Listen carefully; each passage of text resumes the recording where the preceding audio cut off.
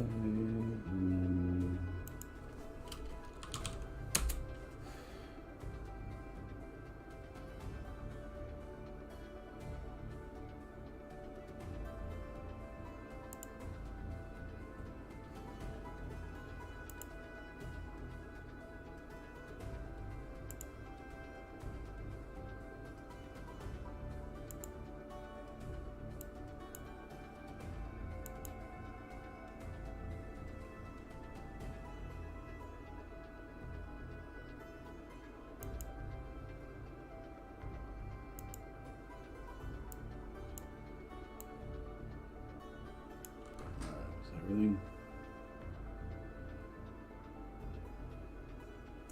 All right.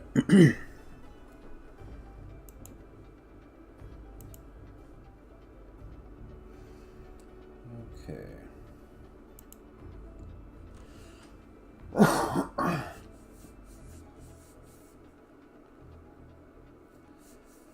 We need to draw some lines.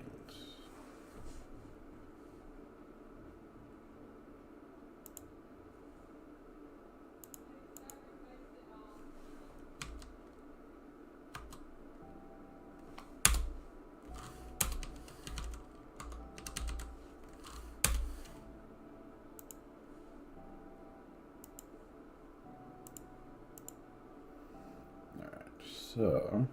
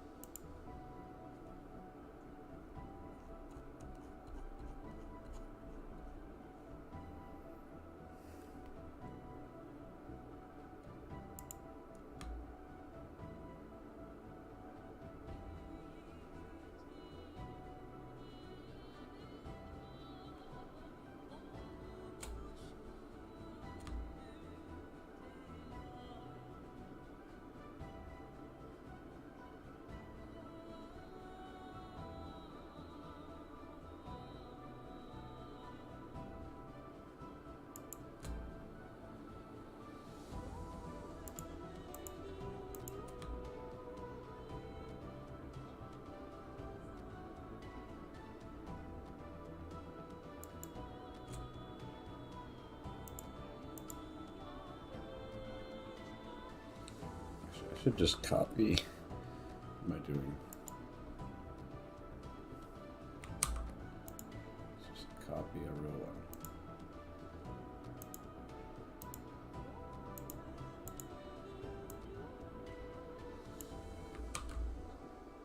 one. Okay.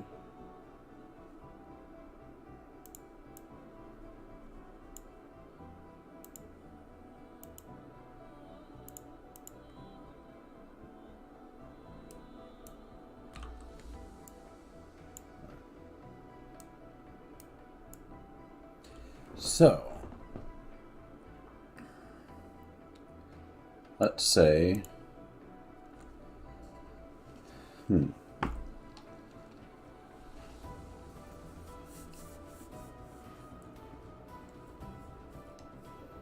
got to decide how to represent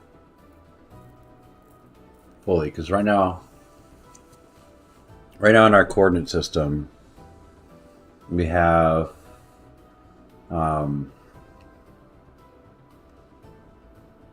right now in the coordinate system, it is,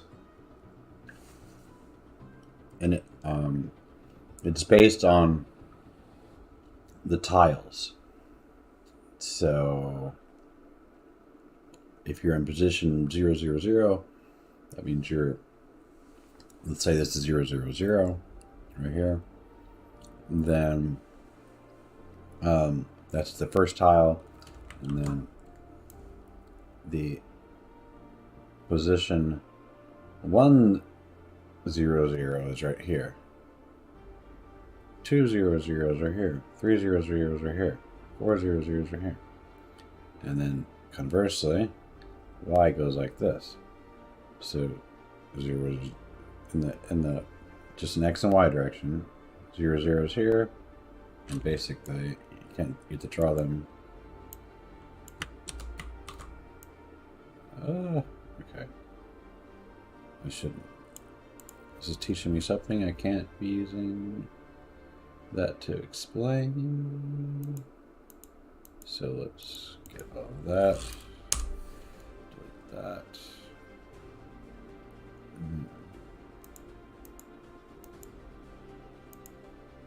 Alright, so anyway. So if this is 0, can we put you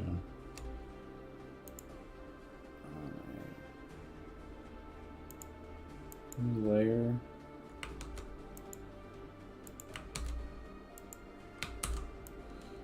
Perfect. These guys won't ever merge. I think that's it. Yeah, tell here. So, if this is 0, 0, right here, and then this one right here is 0, 1, with y being 1, you know, that's where the position, and then our z direction is going this direction, up, up. So, but let's say we want to draw a line, like maybe for debug purposes, or whatever. Say we wanted to draw a line from, and we told it we want to draw it from 0, 0, like, I guess, we have to give it a z direction, so, okay, so I guess z0 has to be, you know, here, and, you know, it's in, so it depends on where you are in the x direction. The further x you are in my world space, in screen space, your y direction is less, or is more, I guess. Y goes greater. So if I'm saying that in world space, if this is the 0 tile, the 0, 0 tile, and this is the 0, 1, 0 tile, and then if you had another tile, you know, this would be the, this in case would be the 0, 1, 1 tile. If that's the case, and I want to draw a red line, so if I said from 0, 0, 0, oh, interesting. So if I want to draw from 0, 0, 0, I would to like, right, so let's go into a new layer. Alright, draw on this layer, select nothing. So if I want to draw from here to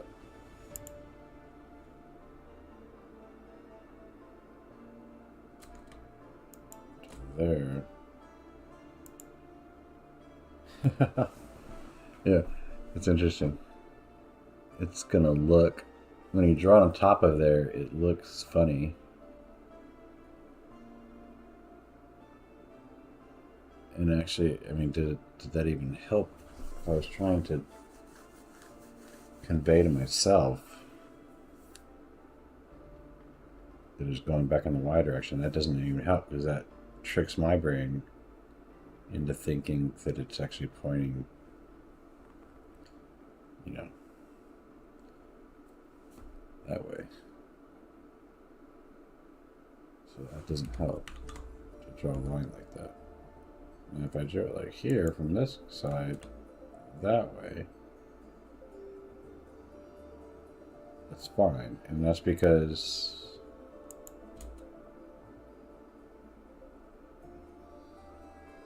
I'm drawing it in front of the ones I can see. So if I take that same line here,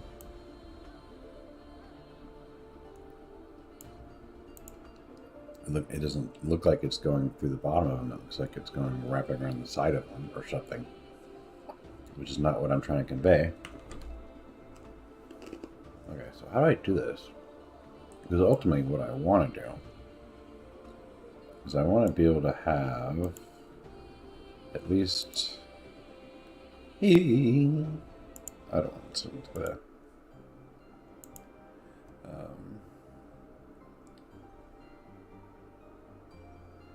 I want to be able to see. Oh, it's not the zoom I expected. I'm going to see something like this. That was just there. And then you'll see that in the game, and then be able to say, with like, have like little numbers that I can, if I want to, I can display in text. Oops. Like, forgot how to write a 3. So you could see where the system thinks the position should be. So if you had, though, how would I do this? I would have to say, okay, I want to draw it on a certain layer. Well, no, because I just say if I'm drawing it from Z, you know, it's whatever Z position. But if I do it, if I tell it that I'm drawing it from, now what's the,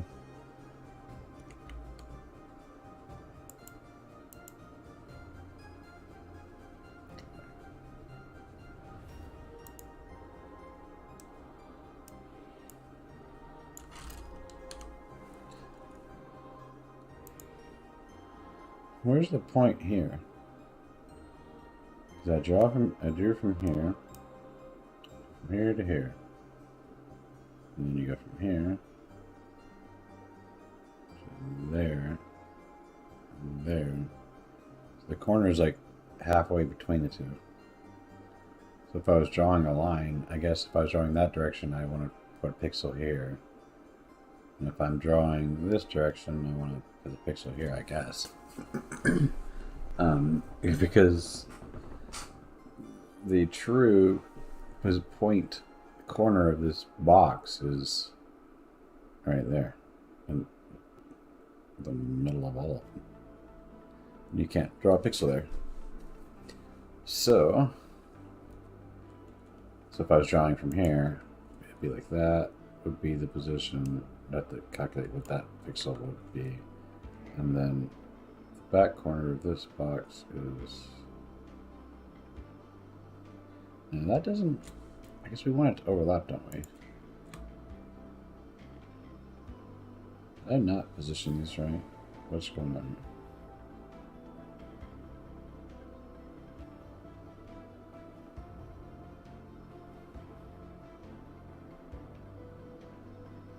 Okay, that's right.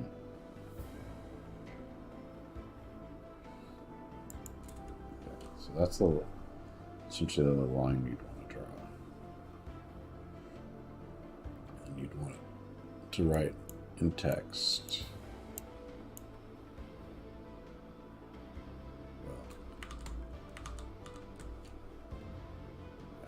How could we even...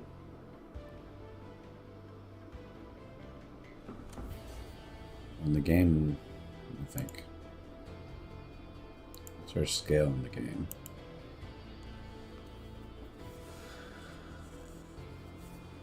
What did I break? Everything.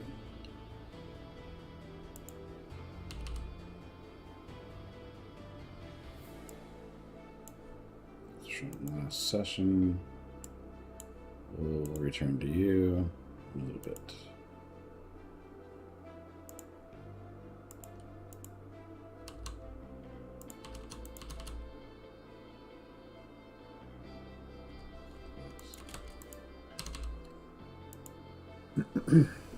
All right. Yeah. We're not ready for you.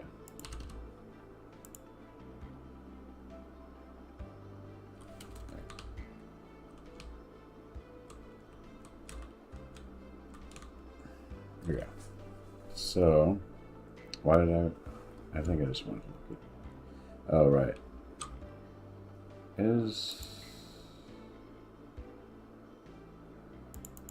So this is 100% scale.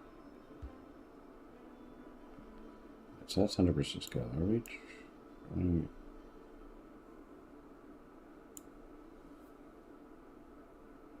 we're basically drawing it 100% natural scale of it. Yeah. Pretty sure. Okay, so if we're drawing it at scale, it means that realistically, if we want to draw numbers, we can't draw them. I can't draw coordinates for every.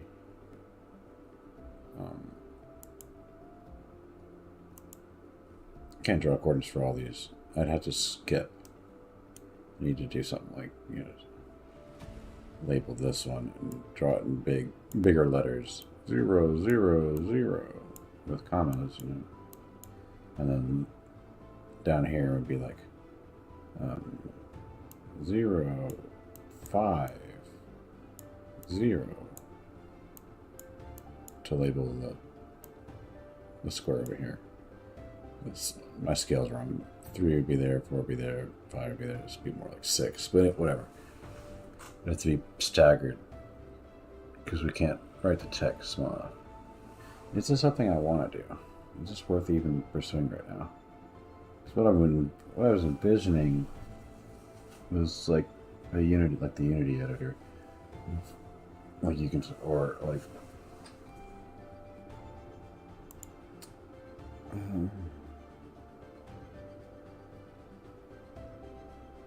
Where are you? Game dev, Blender. But yeah, this is I'm gonna do something like this with this. I mean, really, this is I'm trying to like draw this with pixels, but this is a shader. This is really a shader's job, I think. And I'm wasting my time trying to draw this, probably. I'm drawing it right now. It should be done with the shader. Okay. Actually, what I need? I just need like a way to see where stuff is, where the game thinks stuff is. Probably with my mouse or something. That's what I need. Should I build that first, or should I build? I think I should just start building the scene. Yeah. Start building a scene. Let's see where we go from there.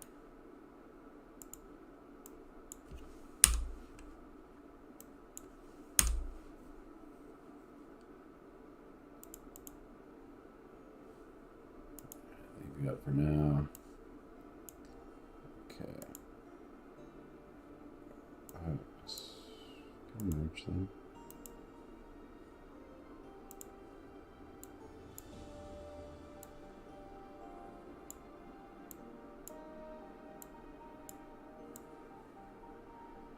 No. Okay.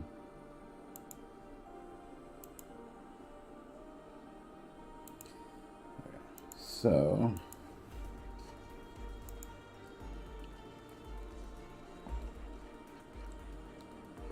back to Mr. Scene. Where are you? And that guy. Engine.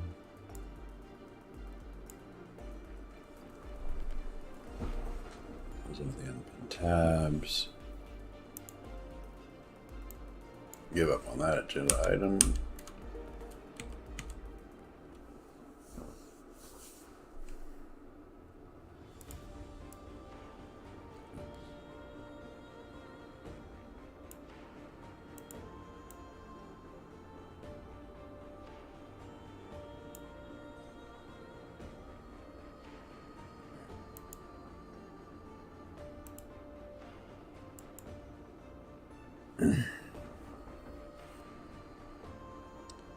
Alright. I should probably think this out. Yeah. Our scene. What does our scene have? Our scene needs a tile map.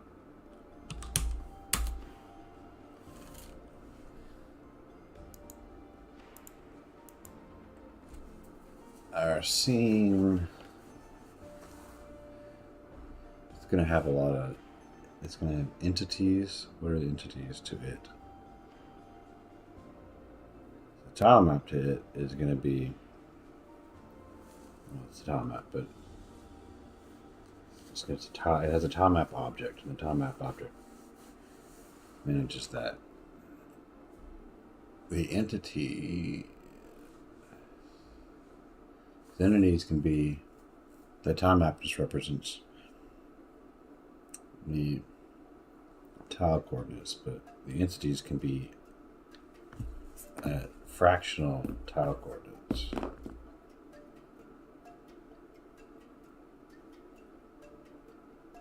Which I have to decide also is that can be represented by a floating point system, probably, or some. Because I think it'd be too weird to do a pixel system. I could do pixels. That's what it is. I mean, if each tile is, 32 by 32 tile or whatever, if there's 16 isometric, then you could say that moving forward from like y0 to y1 would have 16 pixel increments between there. So 16 fractional increments, essentially. 16.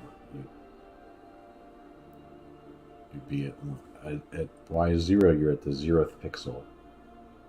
And you'd be y0 plus 1 pixel all the way to y0 plus 16 pixels, which is the same thing as y1. So y16, or y0 plus 15 pixels, and then the next one is y0 plus. So essentially like a hex system. Yeah, essentially like hex.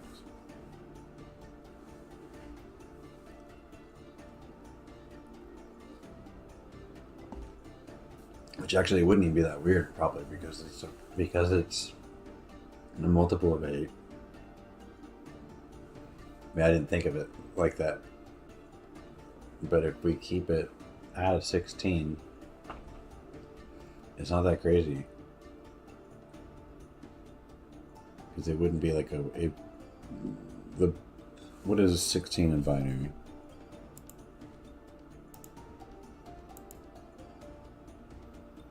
I don't really think about it in binary terms, but decimal 16.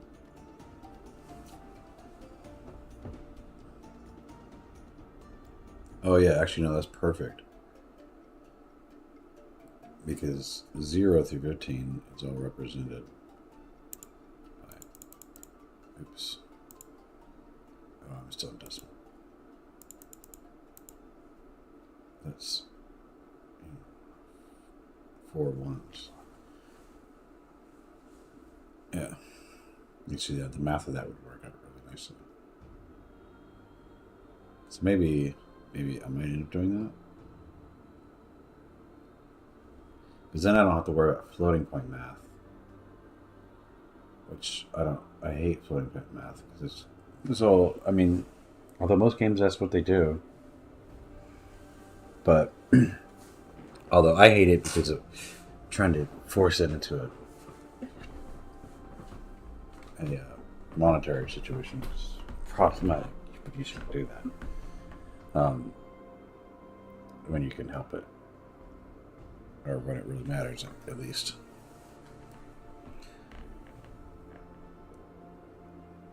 But rounding doesn't super matter.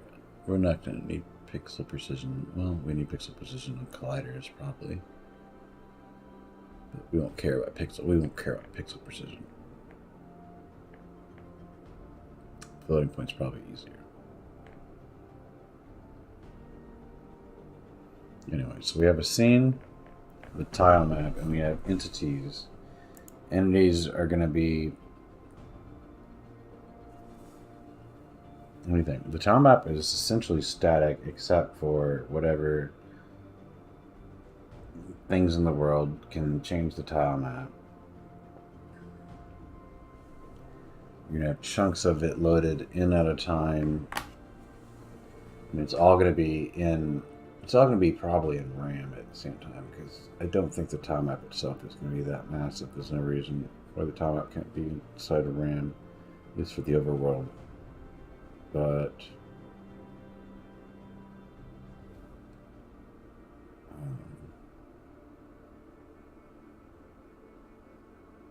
we're obviously not going to try to draw it all at the same time. And entities need a chunking system just like the tile map does.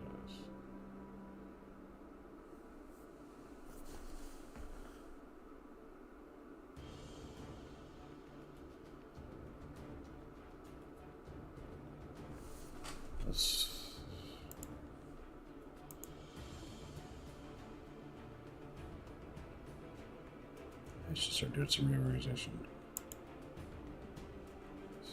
Scene is, I think it's just going to be data, but you're a joke, your data.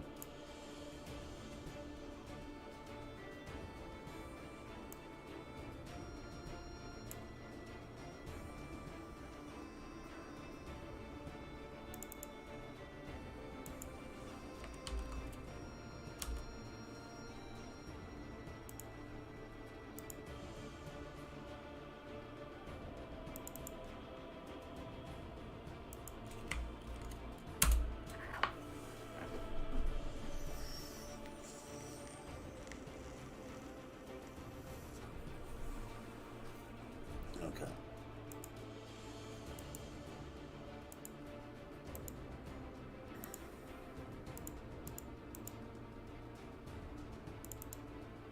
There you go. It's your tile map. You have tile layers.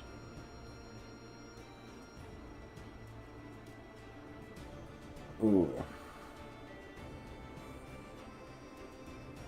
How does that work? Entities aren't on a layer. You can't describe them as being on a single layer. I mean, they're essentially going to be painted. You have to decide what layer they're on, essentially, when you're drawing them, because you have to draw them at the right time in the right order based on what height they're at. But they're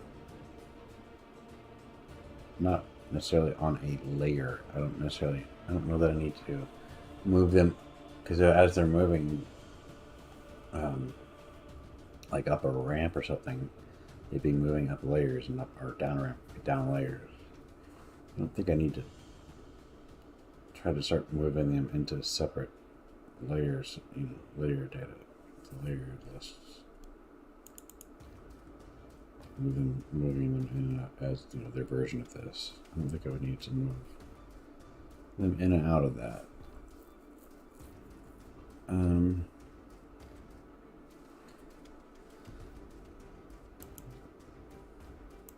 What's going on with you?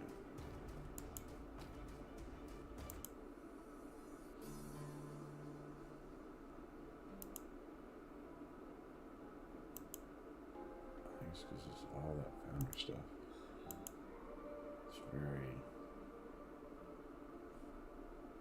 It's trying to be very epic. It's more of a chill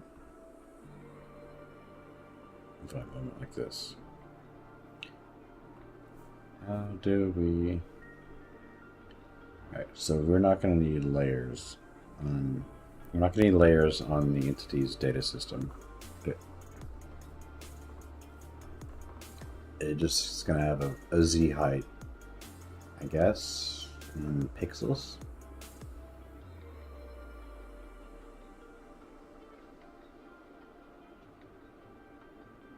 No. Just calculate it. Just do it in floats. We'll go to pixels if we need some kind of optimization. Float's going to be much simpler to think about. Because pixels, I'm always going to keep converting back to like, okay, what's our what's height, what's the height the pixels represent? How when you go up 1z, how many pixels is that? I'm gonna keep doing all this calculation, and I'd rather just say 1, 2, 3. How many z's are you going? How many y's are you moving? Half a y, half a z, and then I'd rather calculate the pixels. Get that information, get it back to it, and then when I'm trying to draw it, calculate how many pixels that is from there. I think that's probably the better way to do it. So, entities are going to essentially represent the same information as the tile map, but they're going to do so as floating points because they have imprecise locations as opposed to the tiles, which has very precise locations for their positions. So we're going to have a bunch of things. A tile map only has their tile ID as the data. That's all I need to know is what ID is there, and because every tile of that same ID. Well, no, that's not true actually. That's true today. Okay, it doesn't exist. So every tile just has no data, but you can easily see why you might want to store data at a tile. Is that down at the tile map level?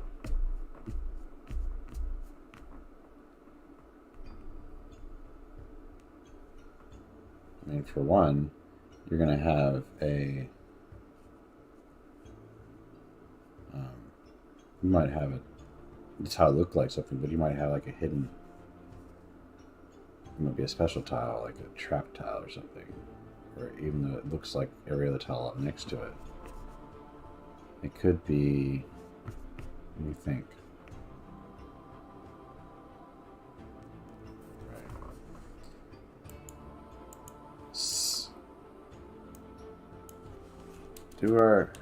Is that the right kind of thing? Is that the right kind of thing to store? So right now, our tile map stores for every tile. It's a tile map is a 3D, essentially a 3D array of data,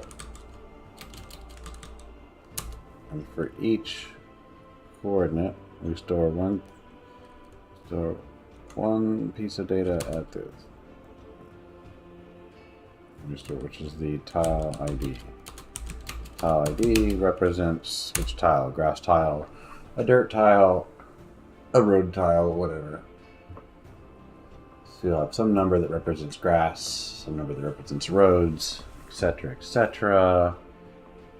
That's all the information I need for all of those. But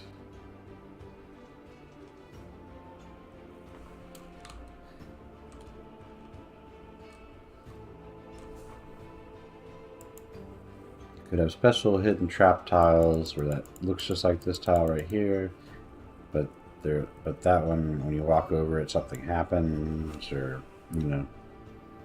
So does that data get stored in the tile map? Is that a whole nother layer? I probably shouldn't even worry about that stuff right now. Because that could be the tile map should just represent the tile map should represent what is visible. The actual physical sprite that I need to draw there, not what it represents in the world, because it could be something special that, even though it's more than what's visible, that needs to be stored somewhere else. And then that thing, can be like a layer on top of it. So now, let's just go to entities. All right, so entities need to be, let's think, how do we do this? Right, so our scene is also going to have entities, not just the ground. We need things to shoot in our cell. Our player is going to be in the two entities. The entities are going to be Alright, so that was a 3D array. The entities can't be stored in a 3D array because the array would have to be too large. It's not reasonable to store it like that. Not in a 3D array like that. I was storing, I have a position, not in the tile map, I have a position for every single position you can be. So if the world's 5 blocks tall and 10 blocks wide and 30 blocks deep, then it's 5 times 10 times 30 is how many positions I store in my arrays. But you can't do that with entity positions because entity positions, there's 16 positions every direction more, basically. It has more resolution because the tiles are blocky. They're these big 16 pixel block chunks. So I'm gonna have to, so you know, if I, that'd be crazy. If I had a world, because I'm easily gonna have a world that's like easily 1,000 by 1,000, which is 1,000,000 blocks, and then you gotta think it's gonna be very boring if it's flat. It's gotta be, you know, let's say if it's 20 blocks tall. That's just a 20 million block volume. That's nothing. You know, if I'm storing booleans, 20 million bit flags is nothing. It's 20 megabytes. But if I'm storing, if it's 1,000 tiles times 16 pixels, so 16,000 times 16,000 in that direction, yeah, we're gonna get real dark, and that's even ignoring the times 20 times 16 in the z direction. I mean, it's not crazy. I could do it. 81 gigabytes just for entity positioning. I don't think I want to do that. I don't want to store 81 gigabytes for any position data. That's too much. So you can't store it like that. That's way too much data. So we just want to know, we're basically just going to say within a volume. So our chunk size, I was saying, was 32 tiles per chunk. I guess it's 32 in every direction. 32z, 32y, 32x is what we could say is our chunk size. Or maybe I don't even know if we need a z chunk size. Minecraft is, yeah. I'm not. It's the chunks are in x and y, or x, yeah, x and y. Z is our vertical direction, and I'm not even going to. I'm maybe like Minecraft and anything. It doesn't matter what z position is. It's in the same chunk. But let me think. Okay. Yeah. So we'll stay in the same chunk boundaries as the tile map. So if the tile map says that it's 32 tiles in the x direction, 32 tiles in the y direction, there's a chunk. And then entities use the same thing, and except it's, you know, it's not a 32 integer, it's a 32 float, and they can be in, you know, 32 times 8 or 32 times 16 positions in every axis. You know, they could be within that chunk. They could be in a lot of different positions in there. But anyway, so we just store a vector 3. In fact, I don't have this. So I need because I'm creating my own data type so that I don't have to have, I'm having this part of my game not depend on the monogame.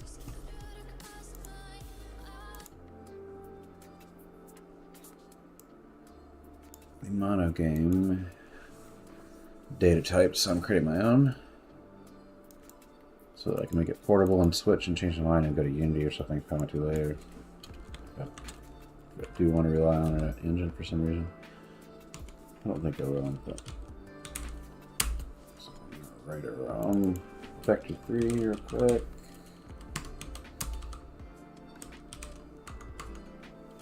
Actually, do we need a constructor? I don't know if we do. Did I put a constructor on it? I did. we can deconstruct it. Make it the same way. In fact, I can copy that here.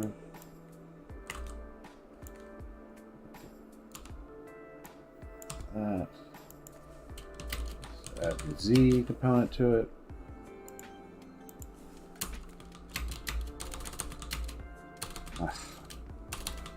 It's just like phone autocorrect, basically.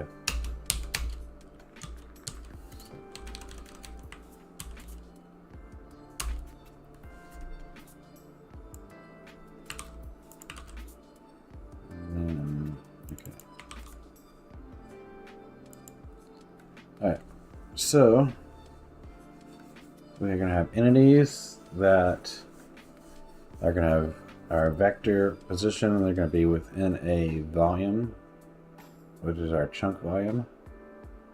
And as they move into different chunks, we're going to have to then transfer them into different chunks. So we'll have to have code for that. The engine will have to take care of that. So yeah, the engine is going to take care of the moving. Something's going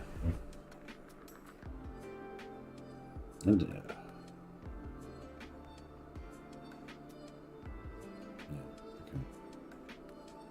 So we have, I guess, entity map story. Entity map? I don't know, should we call it map? So we just the equivalent of that. It's 3D chunk volume. The data, what's the data? The data is a kind of vector 3 float position.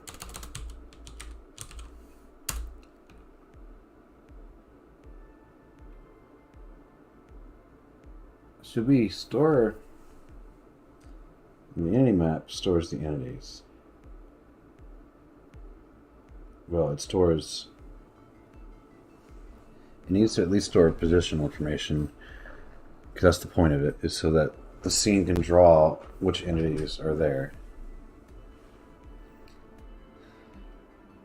But I suspect that maybe, even though in like Unity, it's like physically in the scene right there in like a tree structure, is that the best structure?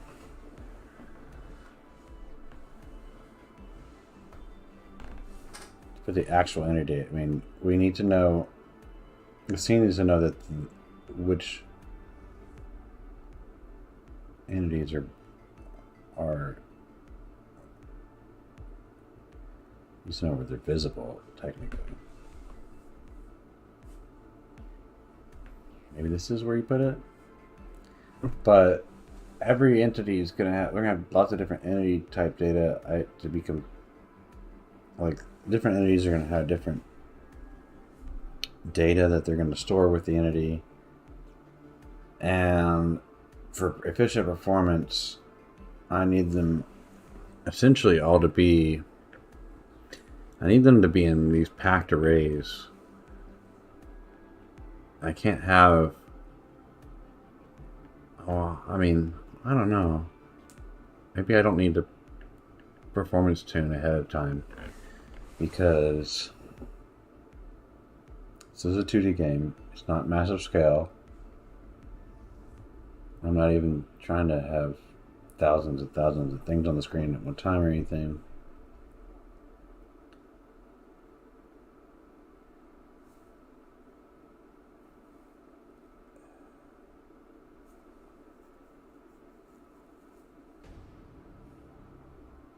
I shouldn't optimize like that. So for now, I think, for now the entities for sure should be, their entirety of their data should be here. Or at least a pointer to their data. They don't have to have the physical object.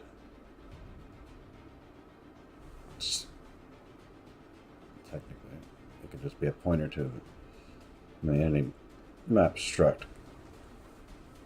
Yeah, it's gonna be a struct, just like the other one is.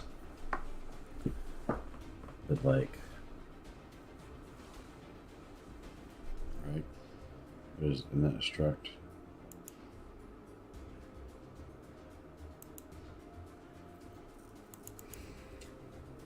Layer.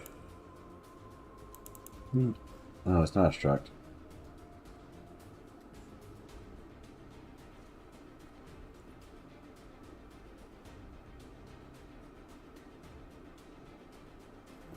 I'm just throwing the ID. I wish I could call this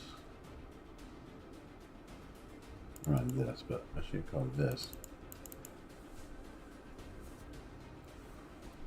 Alias.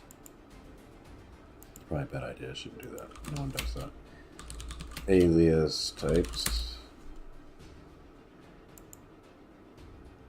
But that's not the same thing, I think.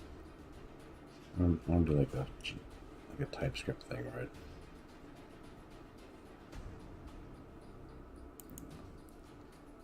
Whatever. Okay.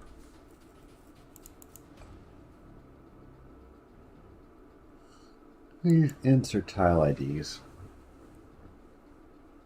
So what happens if you store a struct and the only value in the struct is like an integer? What does that look like on disk?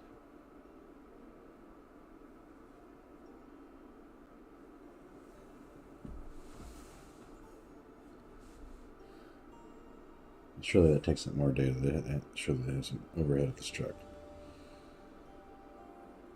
Even though it only has one field. Alright, so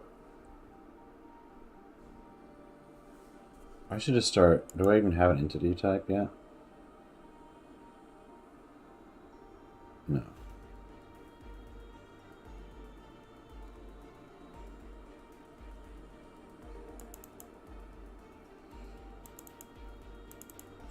Well,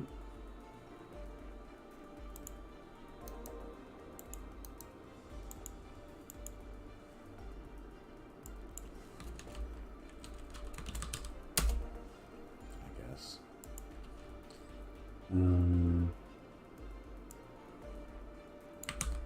not sure how much of it is going to be similar. Entity map.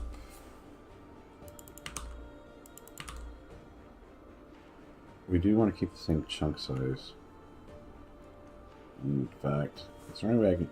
How do I enforce that? I don't think I can. Well, no, I can. I can put like some kind of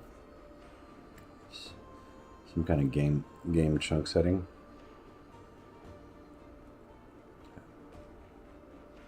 Yeah. Like, where it's like, who's setting these game settings? Are these are game settings? It sounds too broad. Maybe game settings.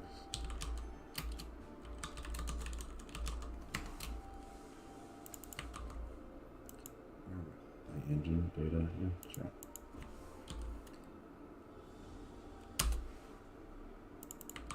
Game settings are going to have chunk size.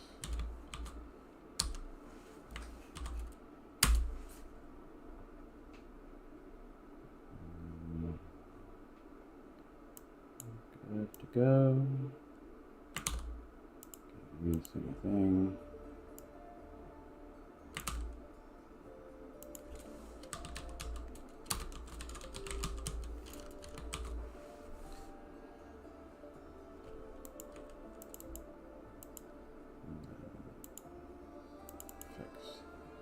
This.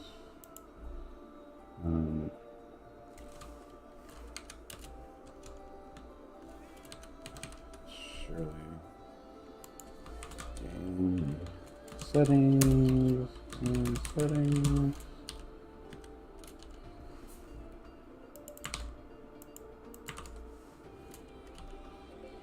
And then also our Entity map goes in here.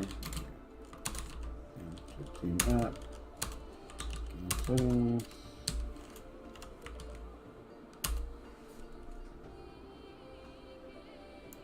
Alright, in you. So.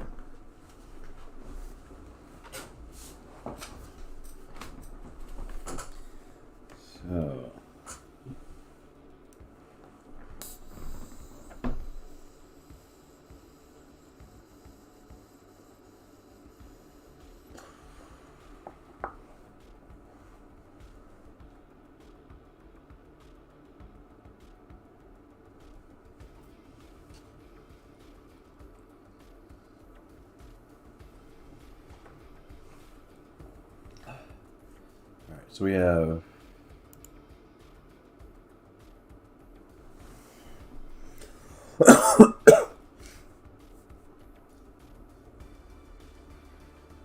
entity map.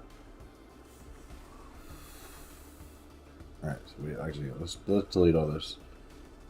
These aren't tile layers.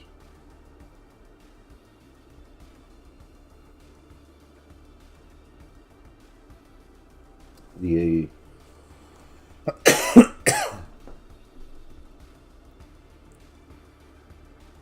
entity map is going to keep chunks of entities. So in the layer kept the chunks. The layer held its chunks on the top map, but in the entity map, it's going to hold its own chunks because it doesn't have layers. So let's create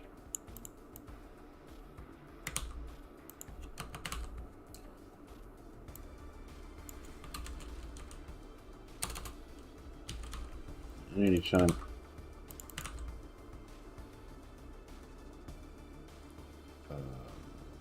Put you in your own file.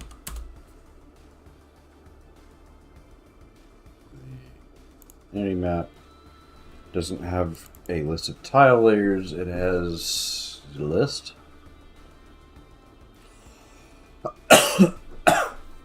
Yeah. It's a list of chunks, I think.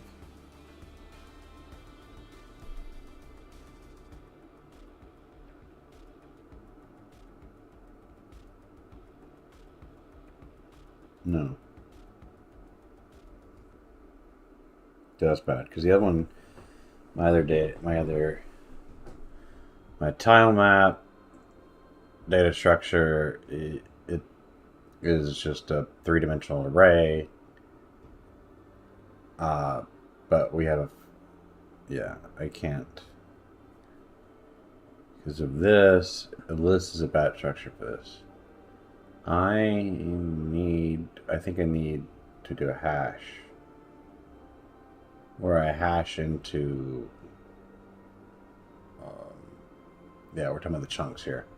I need to hash into the chunk because that's the only way to be fast. Otherwise, every time I'm looking for the chunk that I'm around, I'm going to have to iterate through a big list, and I don't want to do that because I'm pretty sure I've set myself up in the tile map, and I have to check myself. Actually, no. Actually, I don't know if the tile map might have a chunking problem too. But this one for sure will. So let's fix that now while we're designing it. So it doesn't have layers. Delete layers. We don't have layers. We do still have a chunk size.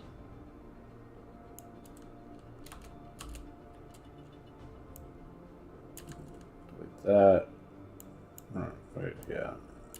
In fact, I really don't need to keep anything. You don't have anything of value nothing of value. You had your constructor. I didn't help myself out starting with that at all. Okay. Alright, so we have a chunk size. The chunk size is how many X and Y tiles are in each chunk. And alright, so we're going to have a dictionary of, I guess we can have a dictionary of our vec too. This is what we'll do. We're going to have a chunks chunks equals new dictionary of. I love programming with AI. It's just it reads your mind. It knows. You know. It knows. It knows what I want. You gotta love Copilot. Sometimes it really just knows what you want. All right. So, it'd be funny if Copilot starts listening to my microphone, plugs in my microphone, hears me talking to myself, and then, oh hey, sorry, didn't notice you over here. Hey, how's it going? The game does not have a name. It doesn't have a story. Here, you'll see when I see what the quote-unquote game is. Oh no. Oh no. Surely we can... Yeah. Here's the game. It's not a game yet. Is it? Wait, what? What? I just break everything. Okay, I just broke everything. The game is just a couple boxes right now. It's nothing. It's not a game yet, so it doesn't have a name yet. It's gonna be like a probably fantasy setting, like wizards, magic, warriors, you know, open world kind of thing, procedurally generated. But it didn't have a name yet because it doesn't really exist yet. This is day 2, so I'm not gonna try to name it yet. I don't even really have a story. I don't have a purpose for my characters yet to even do anything. So, but anyway, back to what I was doing. I don't really want to get into religion on a game development stream. Thank you. I'd rather not touch that topic on a game development stream. Alright, so...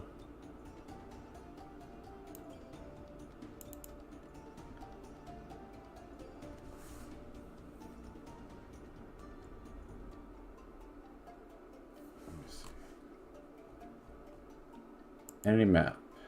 We have chunks that are going to be... Right, in our dictionary, and then we're just going to... How did we say the tile map? The tile map's like... Well, first we have to create a layer. In fact, do we need this create layer manually? Maybe we shouldn't do that. Because you can just say set tile, and as soon as you set a tile on a layer, it automatically creates a layer if it doesn't exist already. No, I think I would want to do that because then we're always checking layers constantly every time we set a tile. So we have extra performance hit constantly. And I think that's going to be something we're going to... Well, yeah. Well, at least during generation, it would be a performance hit. Okay. But anyway, we set the tile, and that's basically... That's when the layer grows. When you set a tile inside of a layer, it tries to get the chunk, and it says if the chunk doesn't exist, create a new chunk.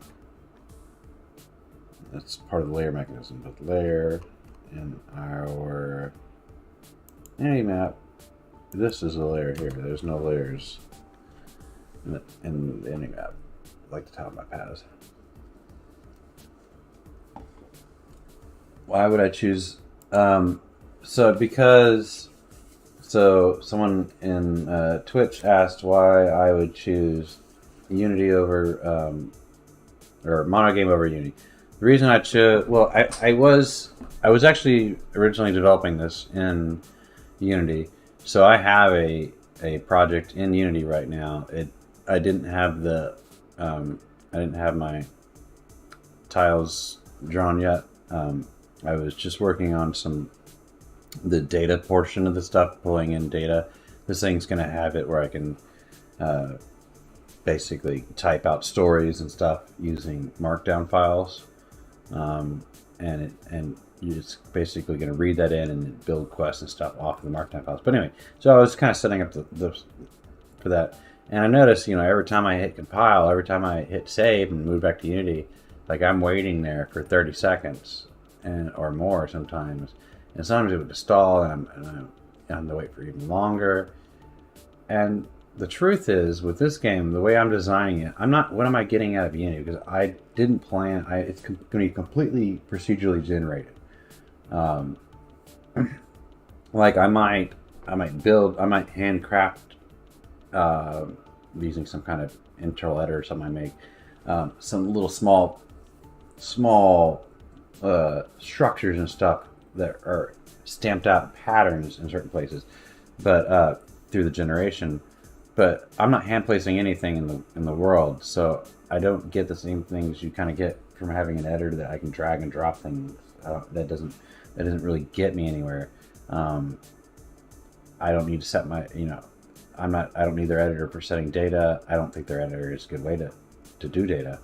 No matter whether you're doing it like I'm doing it Markdown or other more sophisticated things.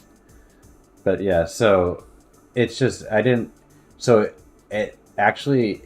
was slowing me down, because when I'm building a 2D game, and while Unity can build 2D games, it's not horrible for it actually. It's pretty good actually.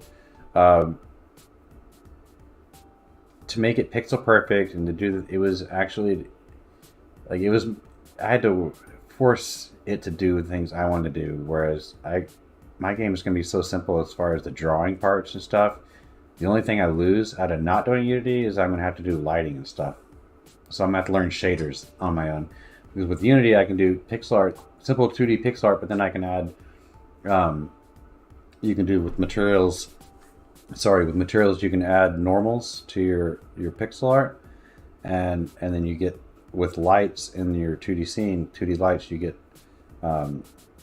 this kind of 3D effect a little bit where when the light, depending on where the 2D object is in the scene and where the light is and what direction the light's pointing and stuff, the thing will shade your 2D art in different ways and stuff to make it look like it's almost 3D in ways, because it has the right kind of effects for your shadows. So that kind of stuff, you get that with Unity. So there is benefit. It's not like there's no benefit to me to use them. But yeah, and Omar, yeah, this is going to be a 2D game. I don't have a lot of development experience, so I've tried to mess with the 3D bunch, and I always end up getting so stuck on character controllers, because it's just, in a 3D world, it's just so kind of fidgety, and I'm never happy with the way it feels and stuff. And the math of everything is just so much simpler in a 2D game, and so I think I need to get my feet wet in the 2D. And I'm still probably biting up more than I can chew, really. Trying to do like an open world thing, but I should be doing something much more simpler, but in a 3D version of this, a true 3D, because this is going to be 3D in the sense that it's going to have hikes and stuff. It's going to be this kind of 2.5D, I guess, in a sense, but yeah. But anyway, Monogame is very simple, and it can do basically what the only thing I really lost was I lost the ability to compile to browsers. I can't produce to browsers, but I can send, you can produce to Switch and Xbox and PlayStation and Linux and Windows and Mac. So any map, we got chunks. We're going to want to add entities to an entity. I'm going to say, yeah, thank you. I swear this thing is listening to me.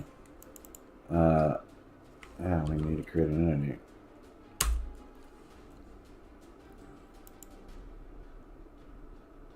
Yep, exactly. Do you know what kind of position we want? No, we want the position. Let's do the position first, because then I will know what object type it should be. Okay.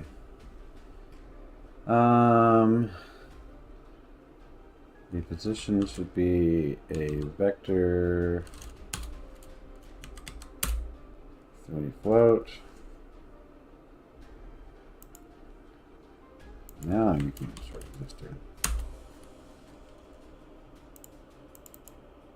And this.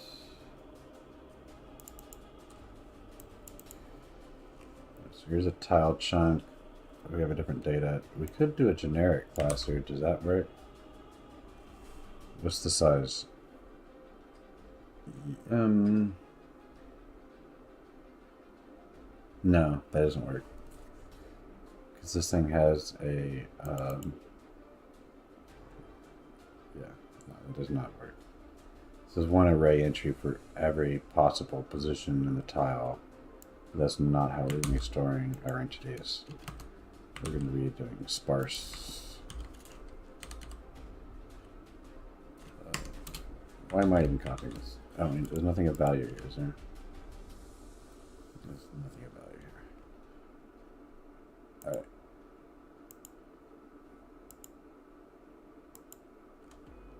It's going to be an entity chunk. And where is this entity chunk? Oh, right there. And right? Yeah, this is internal. We can do that. Alright, so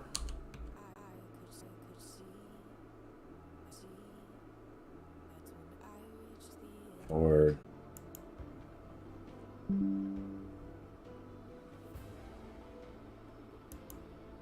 alright, are we not streaming? What happened? OBS.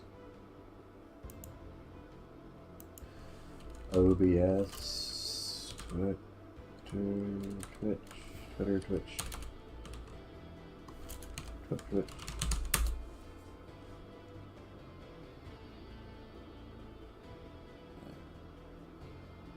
We're still here.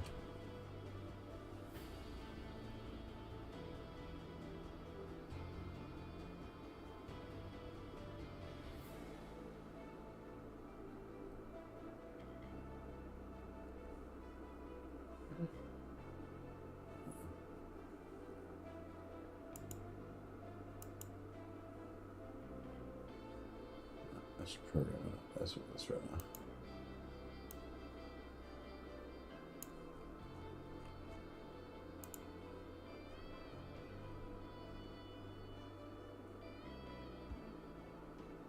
There we go.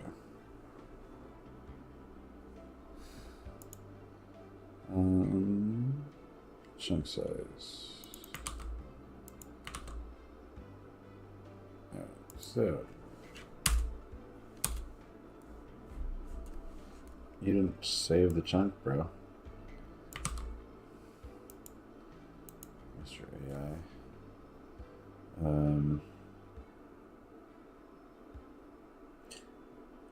Yeah, and you didn't get the chunk. We need the chunk. That's not what it is.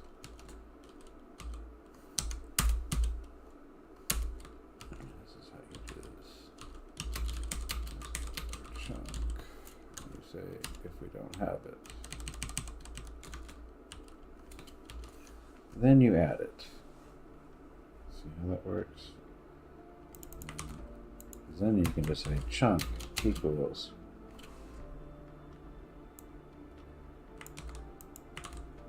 chunk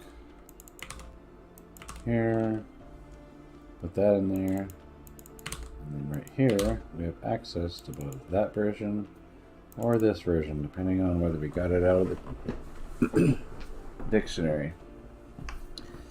Mr. AI, Mr. GitHub Copilot.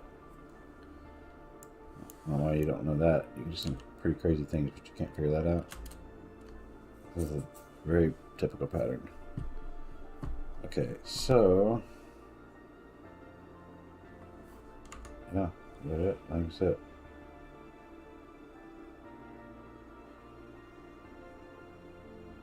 So we get our chunks, we create them for it, and then in the future we'll probably have to. No, we never need to call a chunk because entities can only go in places and chunks that our world thinks should exist. So as soon as entity exists in chunk, the chunk starts existing and it exists for the rest of the game's history, or the entirety of the game. That's fine. Because this thing's not Minecraft. It's not going to have bazillion, trillion, gadillion blocks wide. It's not that big of a game. Okay. So we got an entity. So we find the chunk and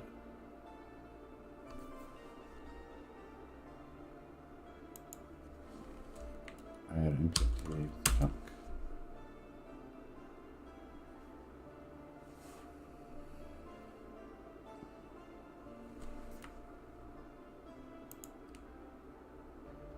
Not sure if we do need to get any kind of identifier back, or I don't think so. We just say entity chunk. Where does it even come from? I copy this.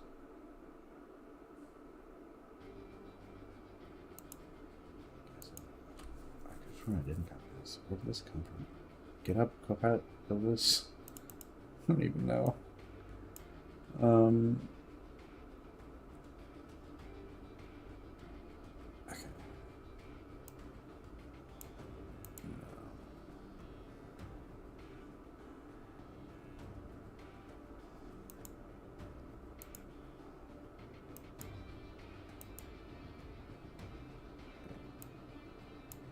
Any map has entity chunks, which has entities.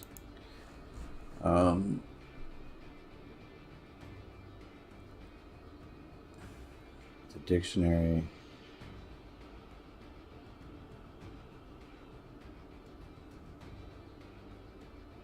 chunks, and the chunk, I think it's just got to be a list of entities, I think. Well, except we want, I mean, ultimately when we draw these things, we have to, what are our drawing rules?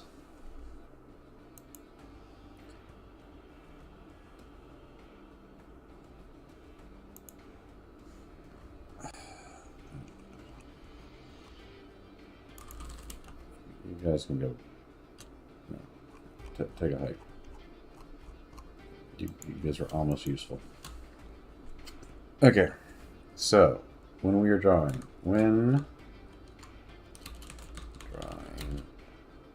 order. So when we're drawing, we have to draw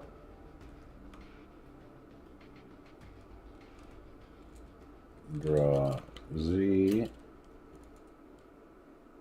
lowest, and highest. So we have to draw bottom layers first.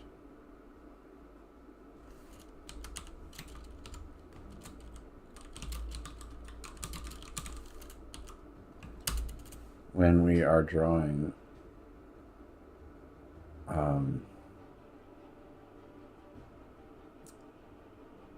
we're drawing X, we draw X, lowest to highest.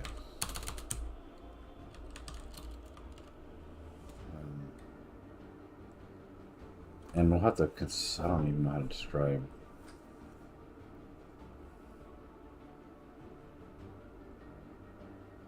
I think in my game, forward, positive Y is going to be north.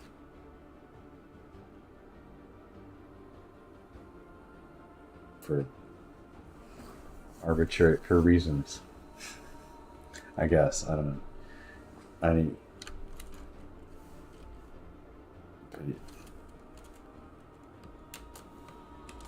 draw Y. This one's highest to lowest, right? Back. Yeah, you gotta draw You gotta draw Y, highest, lowest, back to front.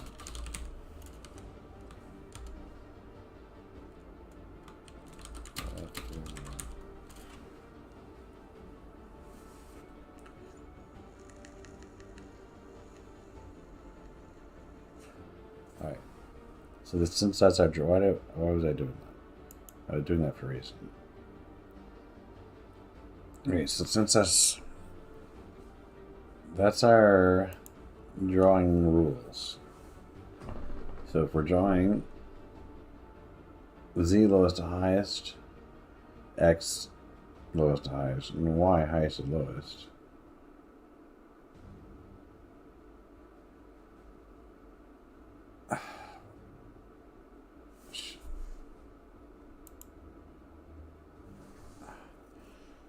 I want to know my drawing order because I need to. I want to know my drawing order because I want to store it, potentially.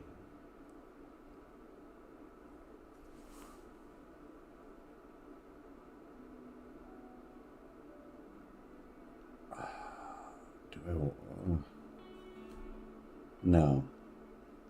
Okay, in the future, we may end up storing the chunks in, like,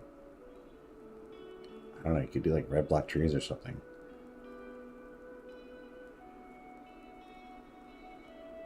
And sort them in their draw order. So I think we're gonna have to sort them. I think we're gonna sort the draw order every draw call.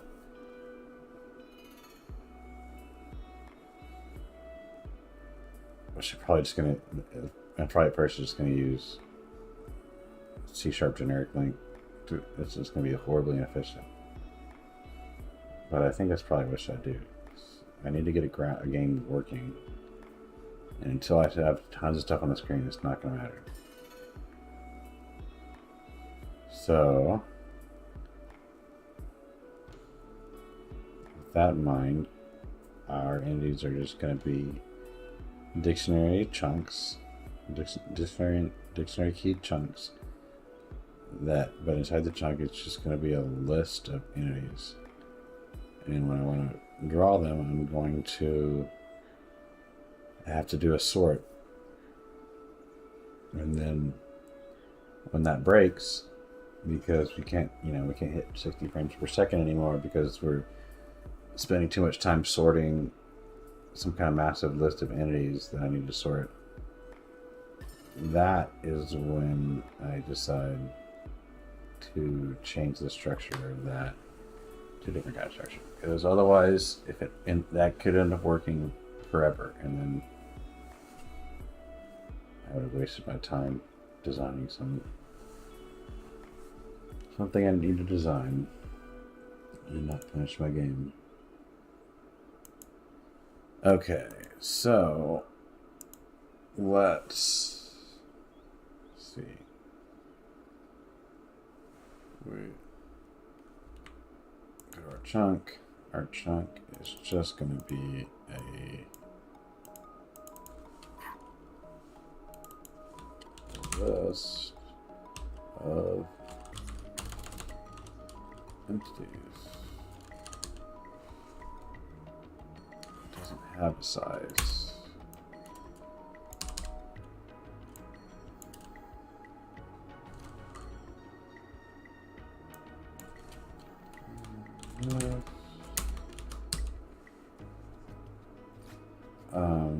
Nothing to initialize.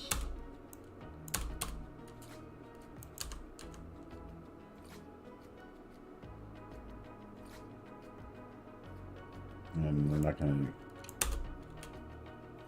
So we're going to have a couple of int count. I'm going to have a. Yep. You know it. And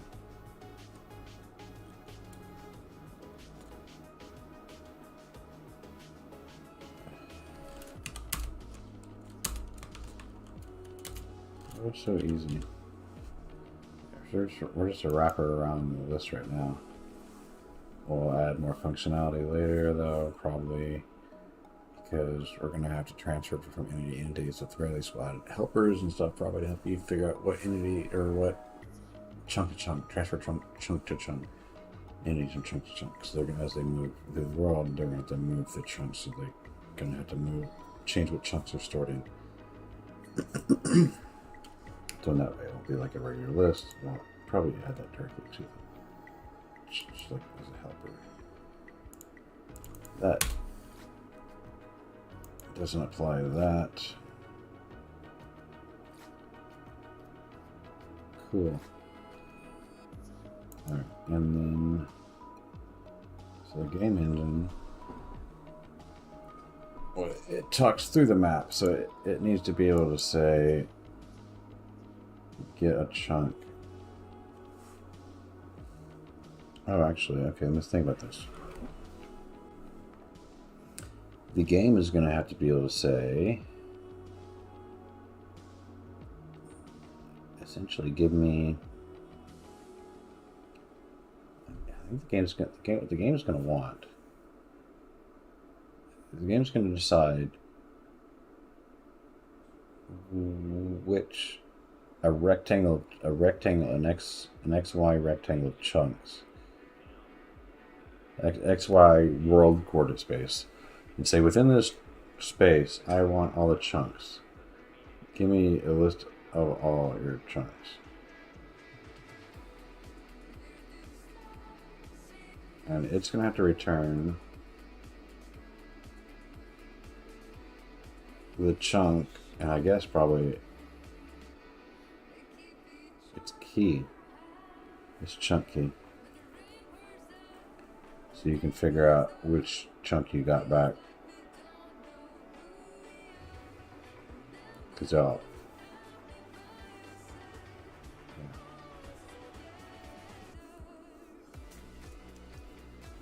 Ooh. Okay.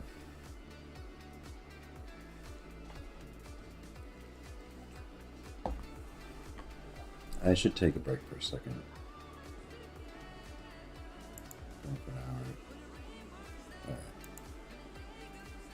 Yes, we're developing our Steam system.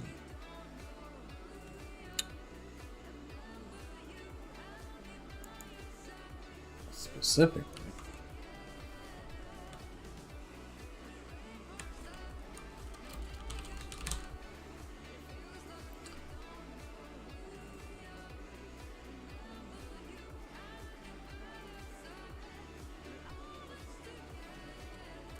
well, that doesn't really work, unfortunately. I should make a. I should not make an extension for this. Anyway,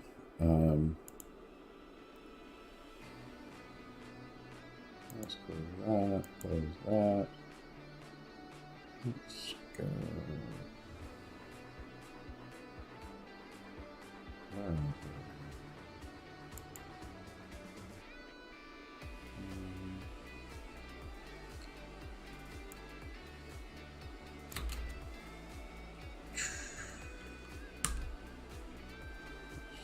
Take a 5-10 minute break.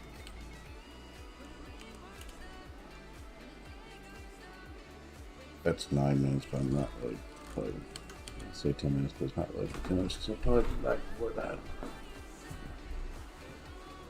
And then a little bit of that, and a little bit of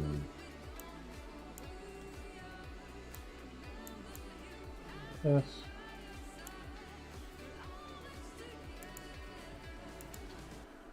Whatever. And just for grand.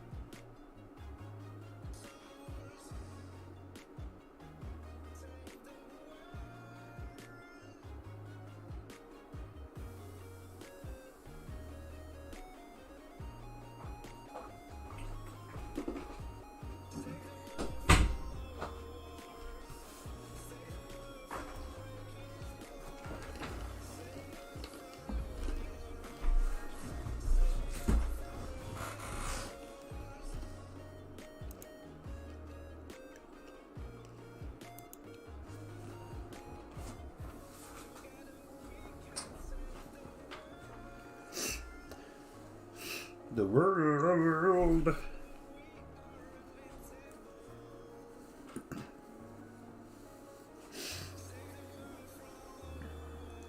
All right.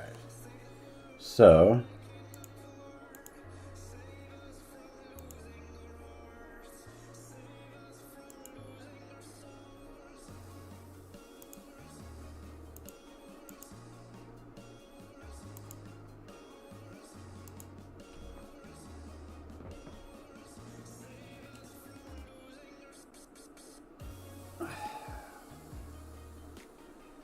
I need to. All right. So what I was thinking is that we're gonna have animations at some point. Whose job is the animation? Like the tile map is going to have information about what tiles are at what positions.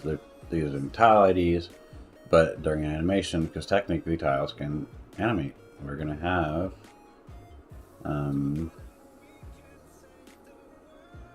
grass tiles and stuff that are going to animate in the wind. So that's going to be essentially switching sprites. We're going to have to change the ID that's pointing to it, the thing. So what is the tile ID? Is a tile ID pointing to a sprite? Is a tile ID representing a set of sprites that can be animated? And then you have a tile ID plus and index into that. Which you would then say, I guess every draw frame, you would go to all your animated tiles and you would figure out which animation index, in their sprite sheet, because they're going to be sprite sheets essentially. Even whether or not I store them as sprite sheets or not, I haven't developed a sprite sheet system yet. They're all individual sprites, but I can use sprite sheets. In fact, I think you might save a little bit of overhead by using sprite sheets. And either way, regardless, it will be treated as a sprite sheet inside the engine. So if we're treating it as a sprite sheet, so what's our...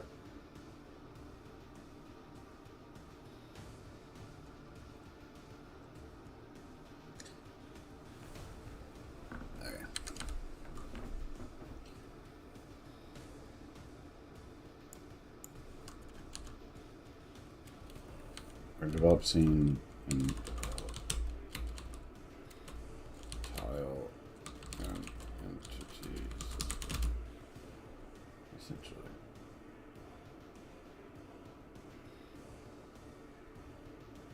I don't think we'll get to that. Or maybe we will. Maybe I should get to that so I can have something to play with.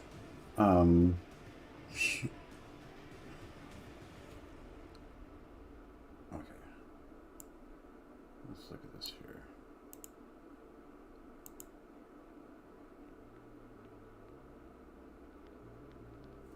Okay. So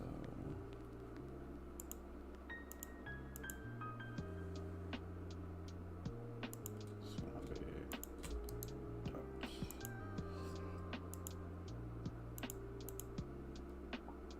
Alright, so in here, let's do a new folder. What is this? No. I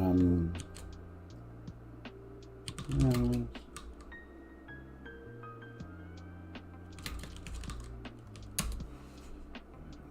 something.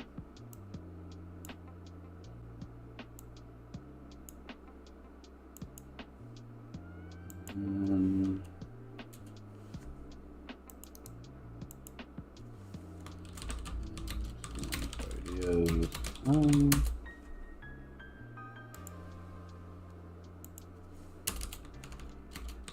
Agenda.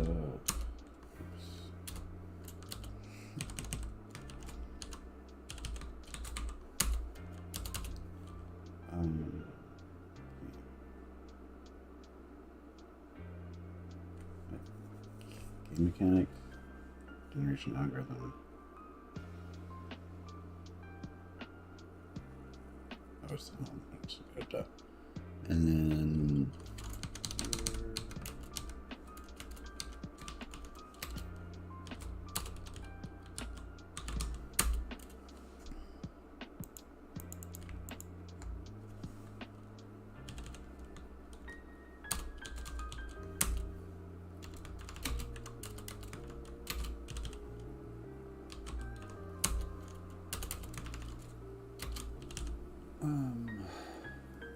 so let's talk about tile map.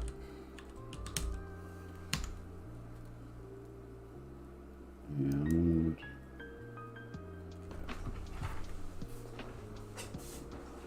I guess, right? Tile map.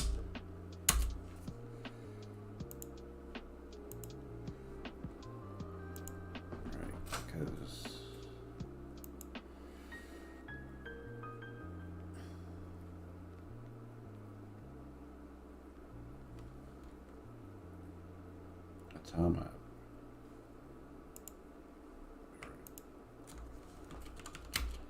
Tile map is made of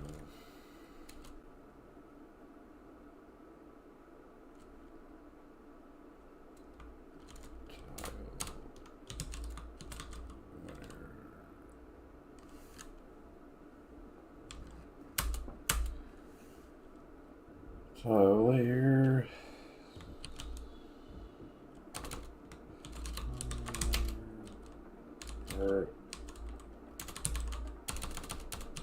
Map elevation. Elevation.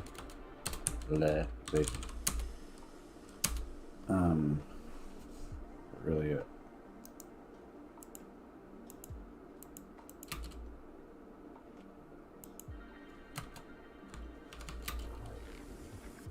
Let's see, what do I call it? Chunk, tile chunk layer.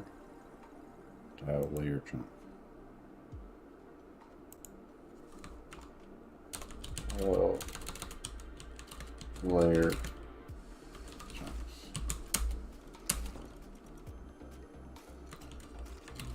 Chunk for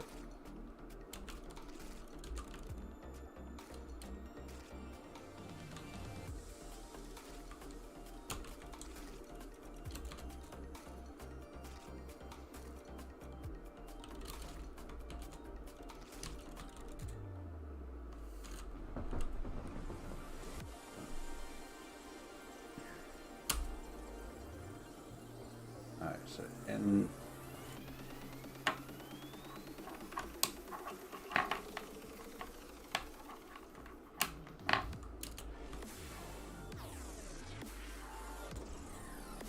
what am I storing? The chunks.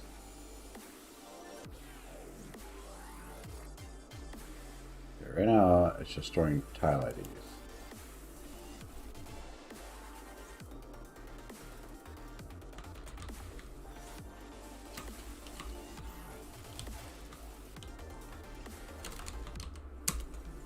Okay, so if we store a tile ID,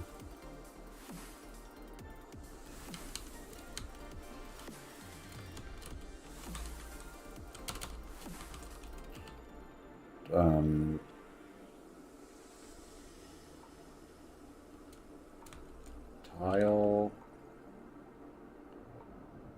data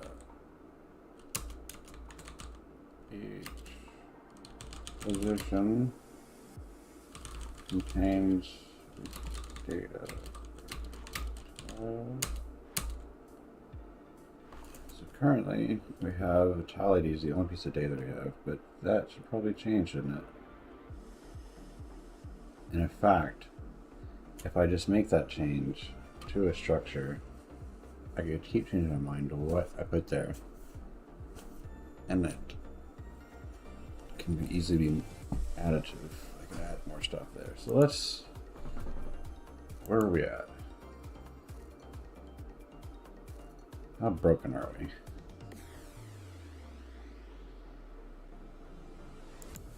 going on, bro?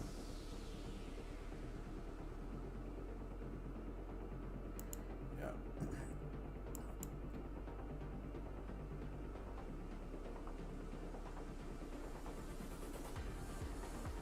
Scene is null.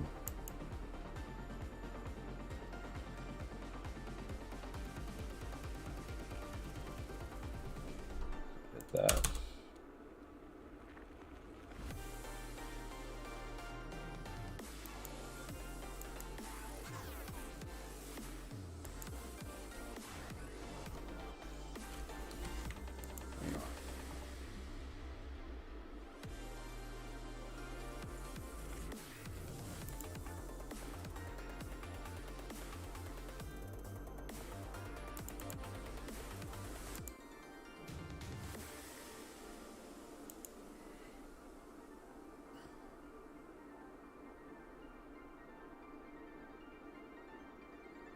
Where's the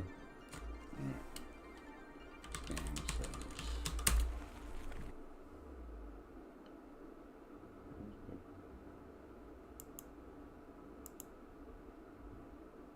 Oh, no one's created them yet. Is there no?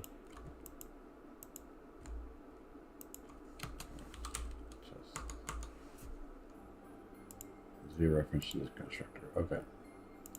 So nothing is great, so we need a game settings.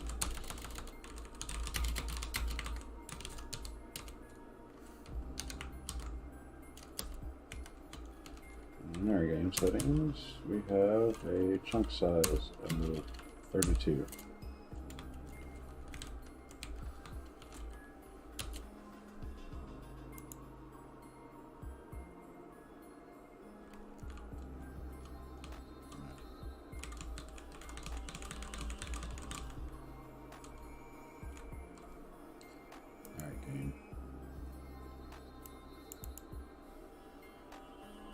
So let's close all the pinned.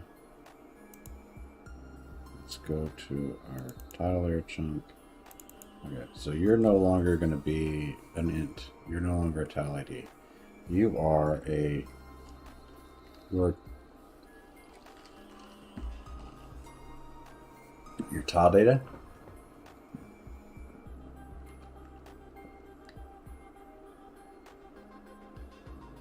Yeah, right? Because why would we store the tile information anywhere else? Where else we gotta store it?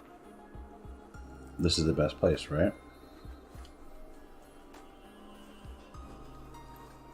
And if it ever has to come out of here because it's too far away or something, we offload it to data storage, to disk, and then we pull it back into here when we need it when we're close enough to the chunk.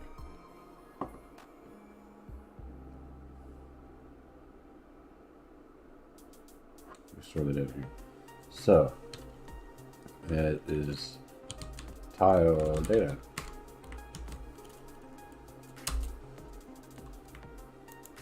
And for performance reasons, we're going to store it as a struct, unless we need null, just very desperately. We're going to be way better off storing it as a struct so that you can store a bunch of entities all in a row, or tiles or whatever. Oh, wait. No. Oh, wait. That's normally true. We're talking about the tile map here. The tile map is a sparse array. it has, before it was an integer, it had -1 for not having a tile, and there was no tile, and then we had 0 and above. 0 would be the first sprite in the sprite map, sprite catalog. Catalog is what I should call it, the sprite catalog. And then, number 1 would be the second sprite that we have. So, but it was either -1 or 1, which didn't matter. But like, it's a lot more data.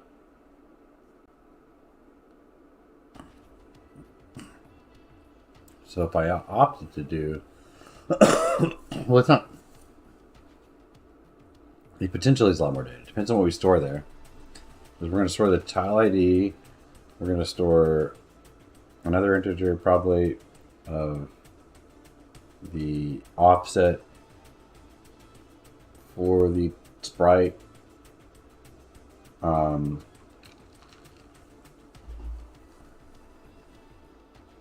Because the tile ID will, or the sprite, the tile ID, it'll be a sprite ID essentially, or a sprite sheet ID. It'd be like a sprite sheet ID plus an offset, meaning not pixel offset, but like a sprite offset, meaning the first sprite, second sprite, third sprite. So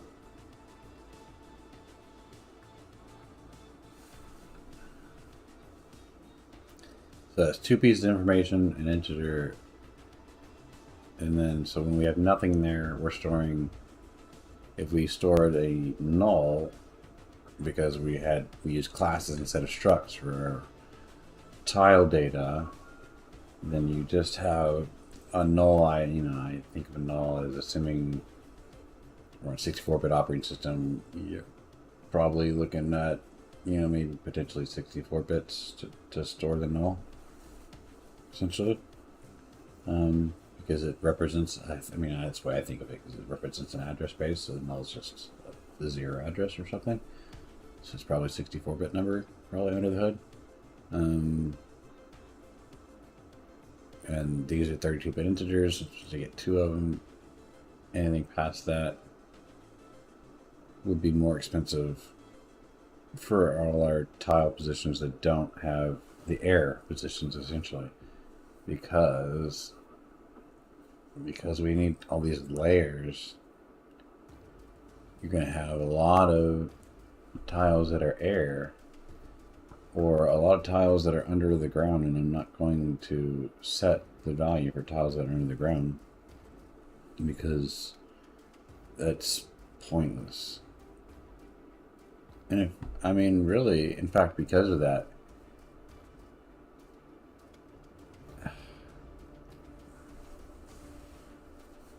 starting to think, is it even the best idea to have these arrays the way I'm setting them up? Because I'm going to be looping through everything, and how many blocks of air am I going to be looping through on every draw call? Depending on what our height, our world height is, essentially. Because I'm thinking in our scene, essentially we're going to have a layer for as high as the overworld can be. So if I say the overworld is 20 blocks tall, which I think it's probably taller than that, I don't know. I've never tried to lay out an isometric map, and I think if you go far enough away though through the map, it's easily way more than 20 blocks tall, because you're not going to have like some just massive ramp in some short span of a distance in the map. So it would look weird unless you're trying to convey that they're going up some massive staircase. But over the course of many thousands of blocks moving through the world, obviously, if you're saying they're moving up in elevation, you can just slowly kind of trickle up and up and up. It's pretty way past 20s or 40s or 50s. could easily see ourselves having hundreds of layers, maybe potentially hundreds of elevation, hundreds of unique elevation heights. I mean, that's Minecraft has a couple hundred. Why wouldn't this world? This would have to have way less resolution if this world didn't have it. That kind of height. I can definitely see that at least having half of Minecraft's high resolution. At least.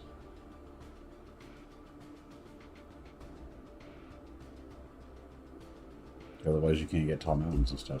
I mean, because it was isometric, you don't have the same kind of view like you do in a 3D world where you can't just like look up at the mountain.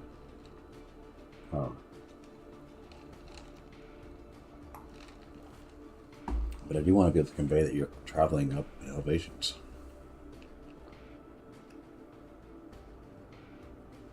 So I think, in fact, I can't keep every layer.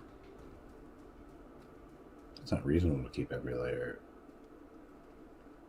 Well, maybe it is, but so we're going to have like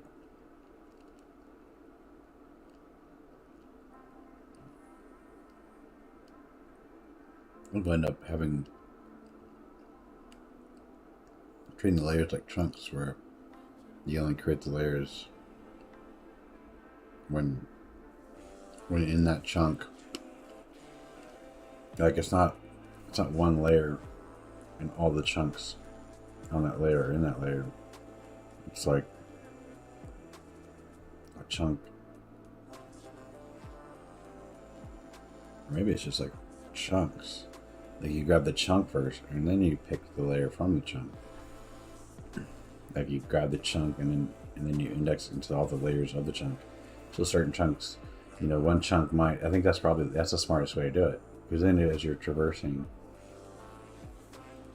up elevations, say you're moving through the world forward, and maybe as you're moving through the world forward, maybe you're slowly kind of going up like a mountain or something.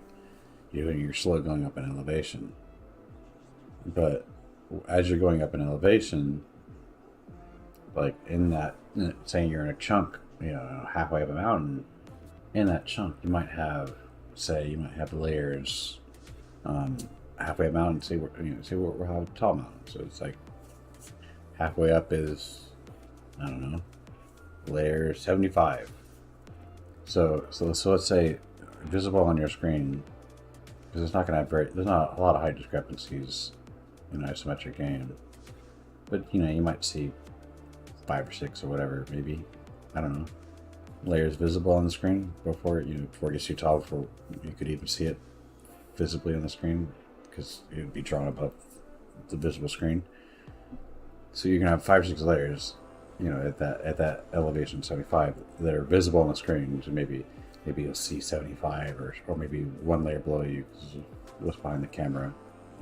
Maybe you're standing over here, but you can see one layer below you because of what's a little bit back from where you just came from is one level down. Maybe you can see that still in the camera, and then maybe you can see some layers over here, mount little hills and the thing you're climbing up or whatever in front of you.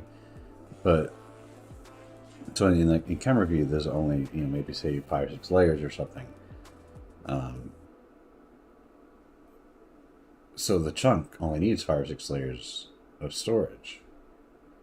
Each layer. Right now, I'm storing information about everything. I think that's probably fine, especially but yeah, it's not gonna be fine if I wasn't planning on doing it. So not if I treat it like Minecraft and I have to store the data all the way down to quote unquote bedrock. I don't want to do that if I don't have to, because there is no bedrock.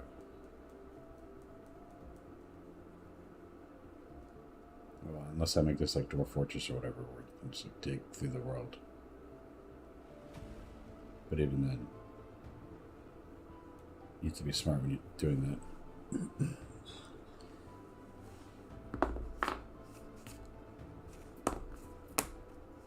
So,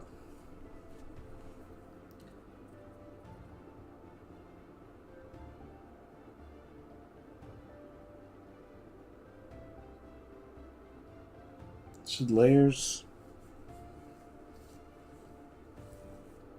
Yes, they should. I can't have it like that. I can't have layers like that. Hold on. Which one do I want to break first? I need to break this up. I need to break the program. I must break it before it can be molded into something better. Okay. Let's get back to tile it. Okay, so let's just get back to what we had. We're going to break this and we're going to get back to what we had. And ready. Okay, so this will be whatever we deem the ID to represent. Maybe the tile sheet or something. So let's just compile this. This will break everything, and then basically once it compiles again is good to go. What's going on here? Go away.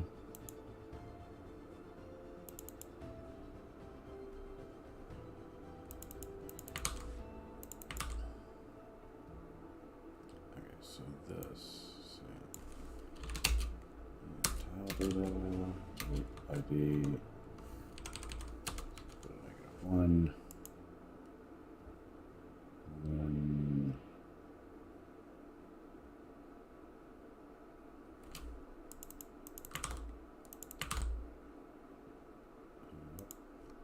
simple as that. And then some more errors. Yeah, it has to be straight there, right?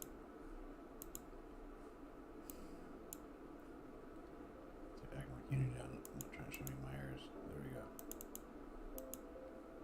Errors, go to them, seek them out. Tyler, get the tile. Tiles now. Tile data.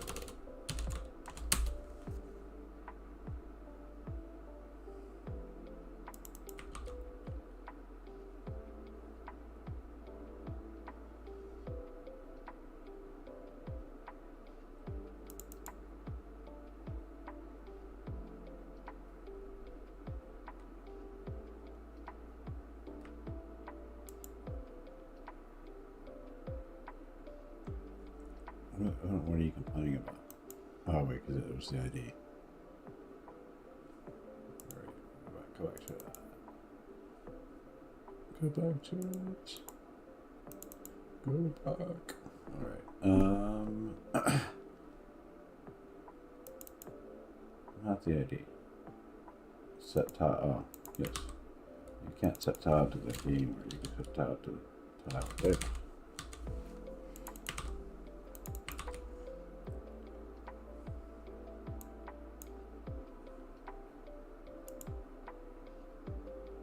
Come on, come on.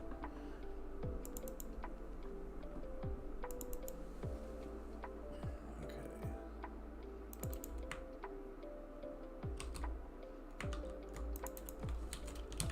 Data.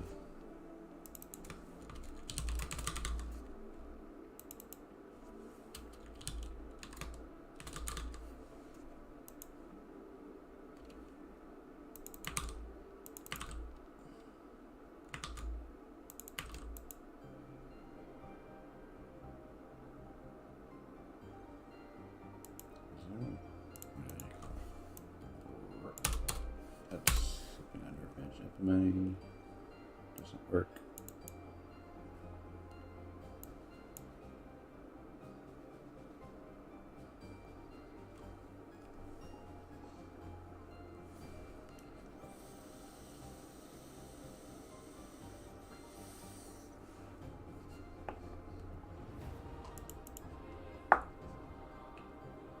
Oh, very epic. This is some epic refactoring. It's like an inspirational refactoring of my code. The angels ascended on the refactoring. Where does that go?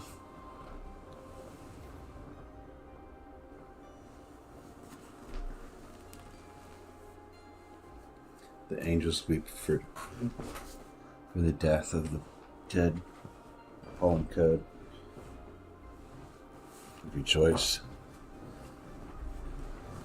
They rejoice the coming of the new tile data. Alright, so you're not a tile ID anymore. You are tile data. Tile. If tile data dot ID, I guess. I meant to probably call it tile ID, but no, he's probably fine. It's tile data, you know what ID it is. Or whatever it is. Whatever it ends up being. Sprite ID, sprite sheet ID, something.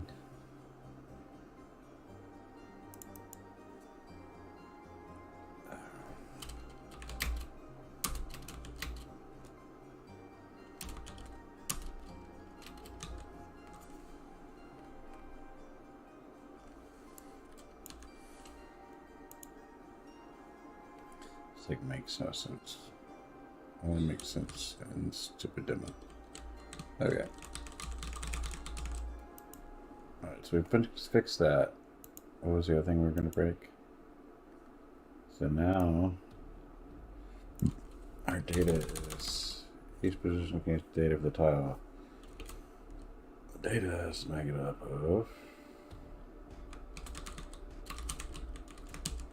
What's the data format? Why are you broken? Data format is it's really weird music. Alien planet. China is Gape the robot overlord or some weirdness. Data format. Our data format is we have a. What do we want it to be? It's either trying to decide who does the animation of the sprites. Who does it? Does someone go in there and every frame tell the engine, modify the tile map every frame to say this tile needs to be this new sprite? Or, and that doesn't make it, no, you don't do that, right? You don't do that. Because the decisions that tile needs to change, needs to animate, it doesn't need to be made every single frame. It's an event that happens, like, so, yeah. I mean, actually, because the engine then has to go do it anyway, right? Someone has to do it. You either set, let's say it's a repeating animation, where you say the tile is, you say, okay, we have tile 0. Not tile 0. We have art asset 0. Let's say art asset 0 has 5 different sprites, and we can give it a timeline, which would say how many frames, seconds. I don't know. I guess not frames, probably seconds, and that has to go back into. Because you look at game time, the time elapsed because different machines, because of lag and stuff, will drop frames, so it's not consistent. So you got to say, let's write this down. I'm gonna get confused. Right. So we are a art asset ID, essentially. And that art asset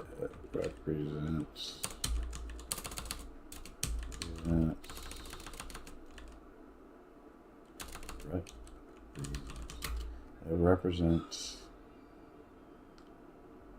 one or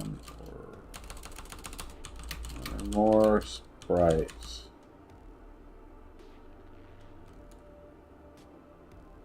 For reasons. Virtual sprite sheet.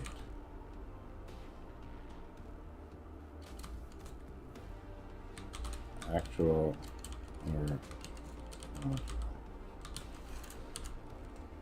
meaning we can have a real sprite sheet which is a physical image file that physically has more than one sprite on it, and then we say that this sprite that we want is the one that's X number of pixels to the left, or I mean to the right of 0. It's so many pixels down, and it has this much width and height, and you basically, just cut it out of that big sheet. Essentially, tell to draw that little portion.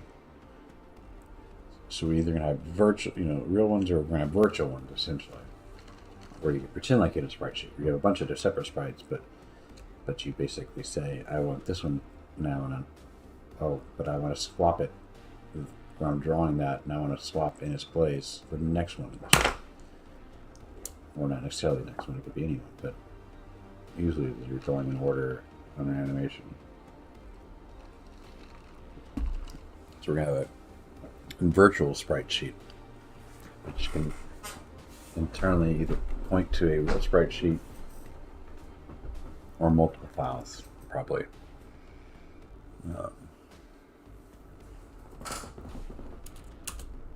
And then we're going to have a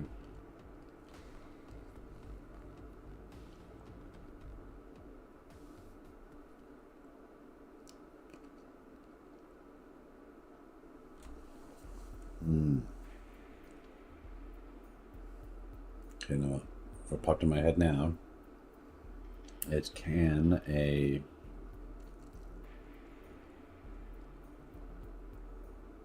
what do you do if a tile has multiple animations?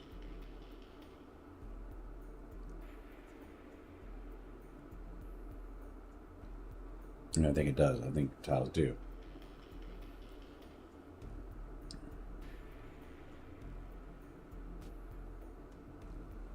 You change the tile ID, swap it out for the one that represents the other animation. That might be the most appropriate thing. Or do you? No. Because does the tile represent what it is? What is it? It's a grass tile. And, well, actually, we're going to have grass floor, and we're going to have grass danglies. So we're going to have the grass floor that's going to have the collider on it that your player's going to physically stand on. But then we're probably going to have just a little small little couple pixel textures that's going to represent the actual grass that can kind of wave. And the thing is going to be, and we'll probably sparsely scatter those throughout the, like a grass plains would have those little top grass textures sparsely scattered out. And it kind of, that's the thought. It's going to wave, but then when you're walking over it, you step on top of that. But that's not going to have a collider. You're not going to collide into the grass petals. But anyway, like that, maybe grass is not the best example. What's a good example? I wonder if you had a tile that you wanted to represent like a drawbridge or something. It's not a person. It has a physical location. It has some animations to wait. Looks different. The collider even changes, actually. Its collider shape changes, so you'd have to... Oh, in fact, that's more the point why this needs to be more than just a tile ID. This tile app probably needs to hold the colliders for all the tiles as well. It needs to be in this data, this tile data.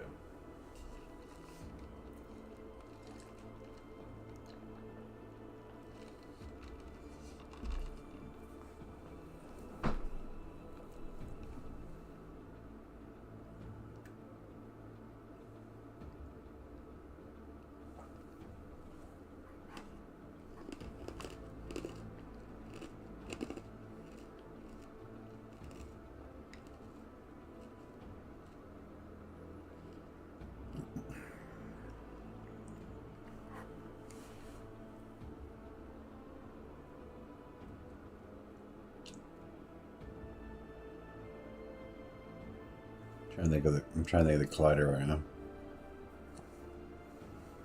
I think the collider, because I could store a lot of data there unnecessarily, I think, you know. But every version of this tile,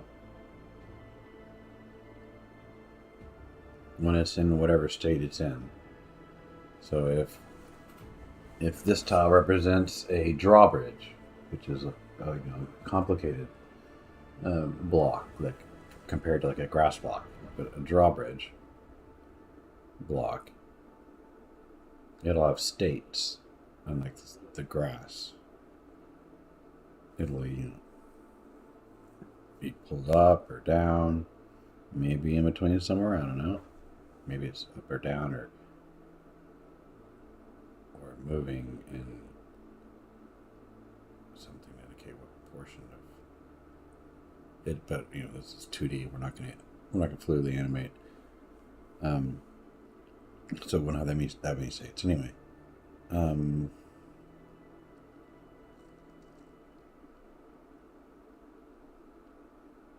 But like on ramps and stuff, we need different collider shapes. The normal collider, we could just use I guess you could probably use a plane, right? You just see if the ray intersects the plane. But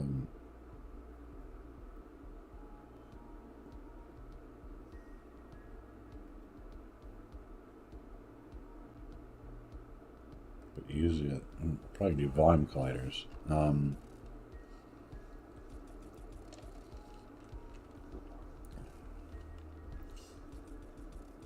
Do we use a 3D collider here?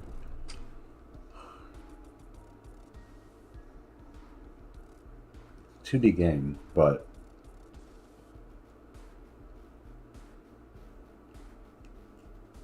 in many ways you essentially have a 3D volume for this 2D character.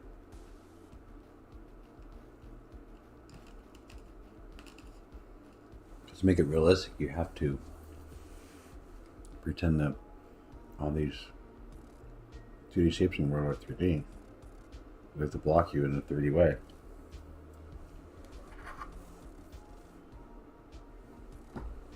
Look, I have something stuck in my teeth and drive me nuts.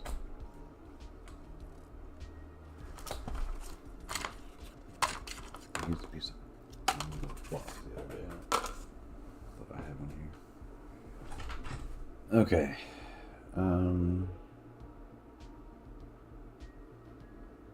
I'm not getting anywhere. We have an ID. We have an ID that represents a sprite sheet. And then we need... Okay, so let's say this sprite sheet has multiple animations on it.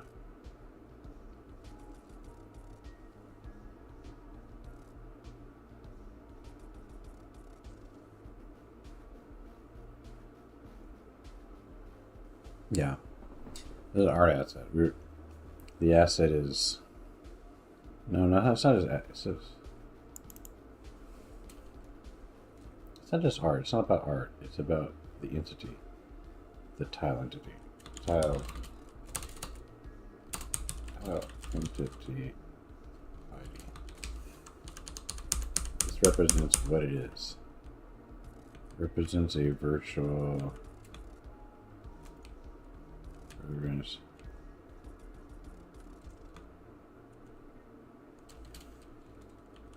What kind of tile is at this location?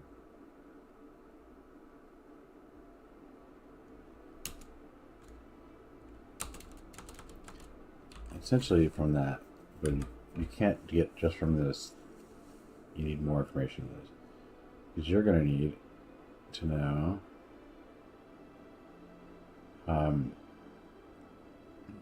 the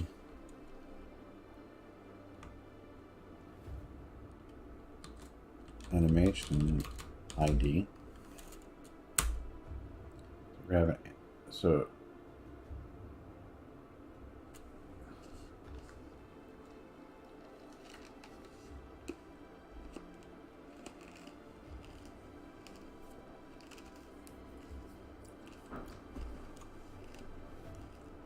this seems to be probably, this is like, eventually, they're essentially tile types. Tile type.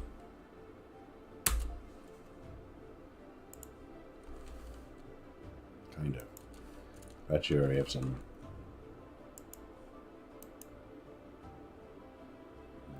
Not yet. Sounds like an enum that I would want to create a tile type. But that's not what I'm talking about. It's not an enum.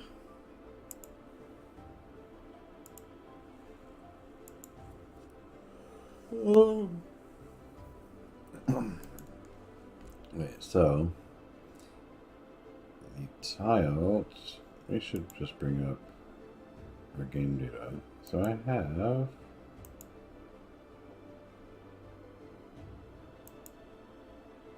this is running an old repository, but this is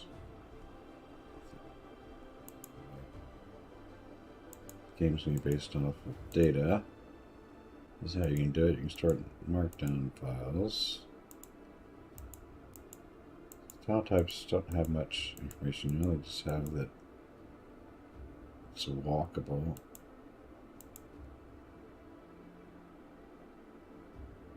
Tile set. How did I?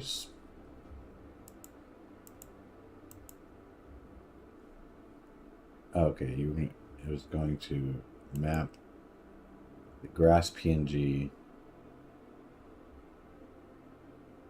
to that, and then tile type would tell you, would attach information to that grass about what types of attributes it has. Like, you can walk on it, or yeah, walkable. So, tile type solid. Why did I call it solid? False. Walkable. Oh, solid's not a good word for that. Because I just thought of. I wrote it days ago, and then coming back to it now, I read that same thing, same person reading that same thing. I wrote it, but my brain thinks of it differently now. Because I think something solid is something you can stand on, and it is solid. You can stand on it, but if you could get to it, but it's not. I'm trying to. That's supposed to represent something you can't.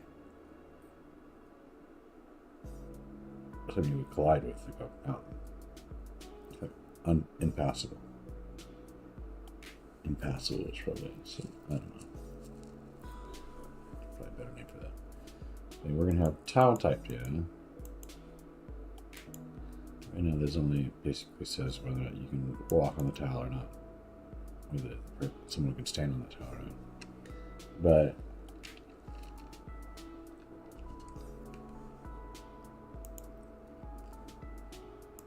you can easily see how no. Okay, well it's different. Okay, what I was calling tile types here, it's for that kind of thing.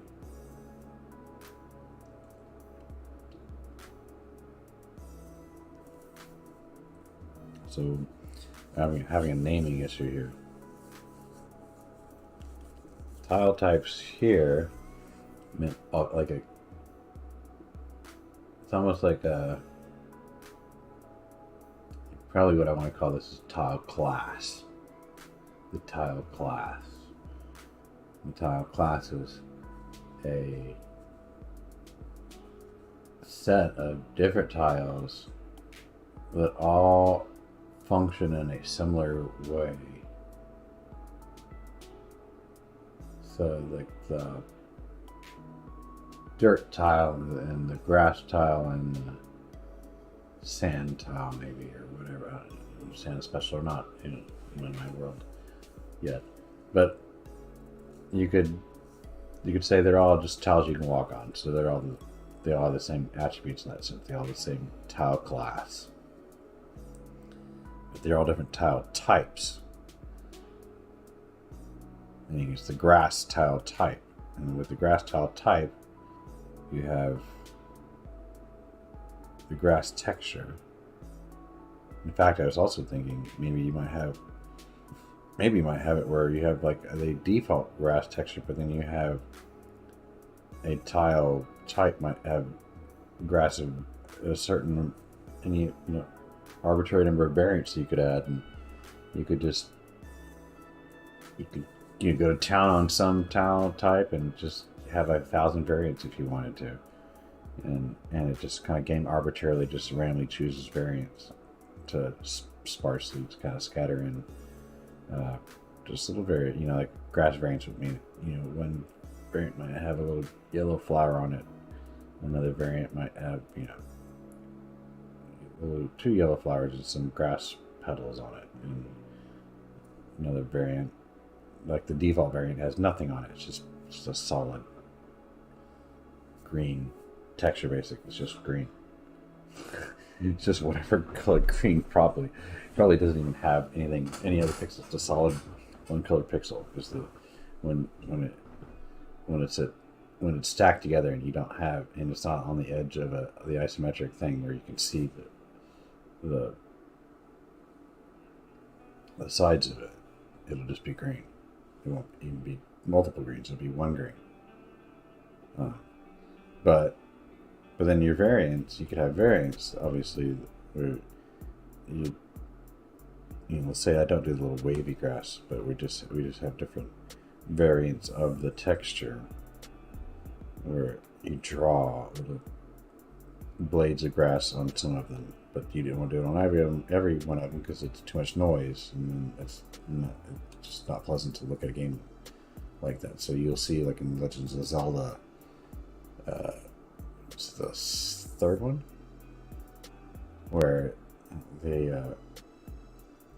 in a lot of games, not just that, but that you see it pointed out all the time by artists, that where they will have most of the patches of grass will just be a simple color, nothing going on, and they'll have a few blades of grass here and there once in a while, and your brain just knows that there's grass everywhere, and that just kind of represents the rougher patches, I guess. It conveys the same message, but you try to put that kind of stuff, the rougher patches everywhere, and it just gets too noisy and it's gross. But anyway, you do want to have some of that stuff, but I was thinking, if you just had the same kind of one every time, it looks boring. So maybe you have 2 or 3, but I was thinking, well, you could just have it where the data structure could accept any number of them. You could decided one type of tile needed 3 variants, fine. But this one you want to make 20 of them, fine. You can make 20 of them, and they could just arbitrarily choose a variant to pick. Or you could have variants that have different rules and stuff too. Do we build the rules? Because there's gonna be, I don't think we build the rules into this stuff. No, you do. Okay, hold on. There's different levels. The grass is the grass is the grass. But I may draw the grass differently if it's in a corner versus if it's surrounded by, like if it's in a corner with like surrounded by dirt, in the corner where you have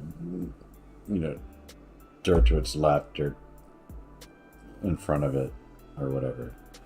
So because it's like it's a corner grass or something, you're gonna draw that grass differently. But inside the game, as far as like to the game, is it grass? It's not a corner grass. It's just grass as far as the game is concerned. As far as the player is concerned. As far as the things you can do with it. If in the game I could say that you can plant flowers on grass, then the player should be able to plant flowers on any grass. Grass is in the middle of the field. Grass is in the edge of a field, on a corner of a field. Shouldn't matter. Yeah. Shouldn't matter. Even if it's drawn slightly differently, depending on where it's found in relative to the other sprites, it's still just grass. So that means I want to have a way to tell the game engine that it is grass, the tile thing, but then here's we're going to use the corner variant. Actually, maybe that's part of the variant system. It's like a variant picker. It can use rules. And if it does, so like the rules, like we'll do the corners and stuff like that. And then otherwise it'll get down to the default. But then we have like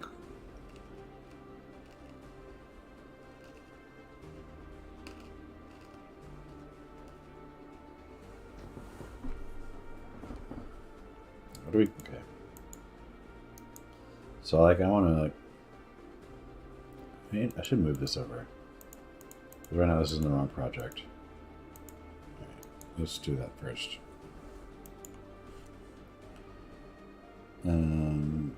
Let's see.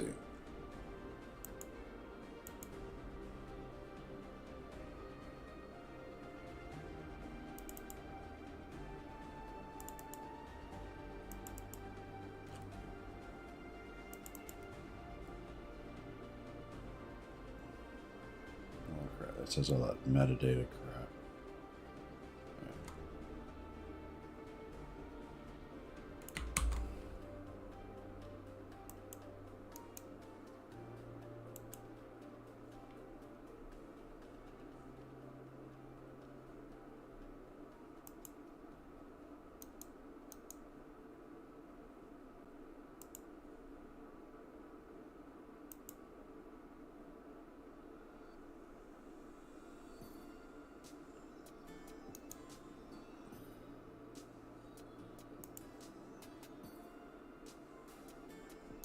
Put it outside of it. This is not Unity. I can do whatever I want. I have to be inside that folder. Correct. I might end up putting in the content, but not today.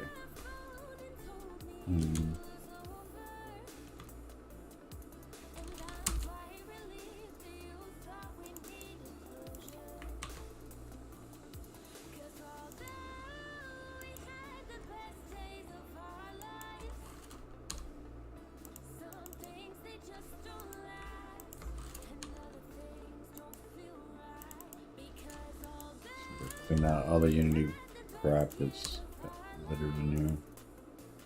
There's no value in this project.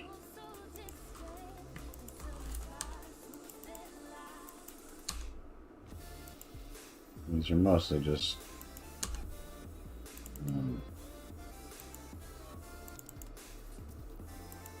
no real data here. These are just me thinking through what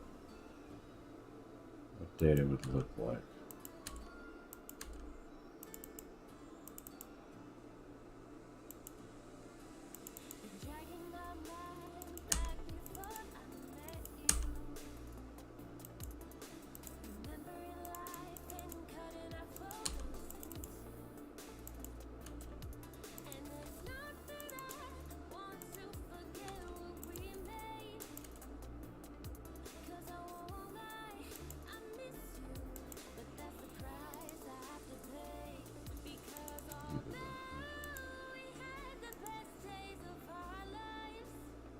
I'm lost. What did I do? Did that?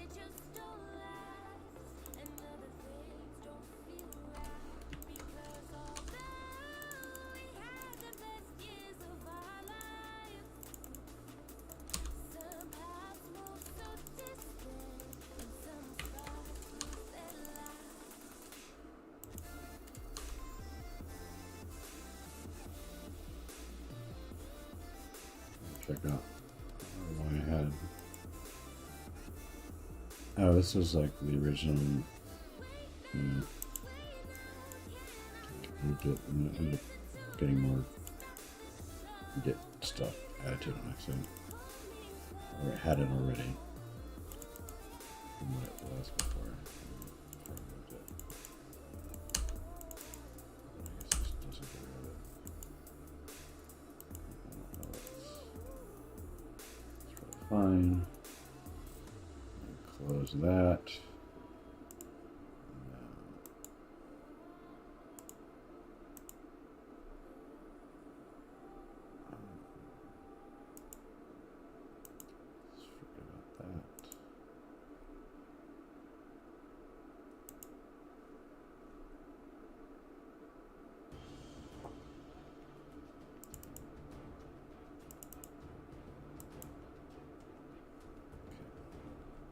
All right. So here's the official data folder for the game. All right, so we're gonna rethink this a little bit. We're gonna have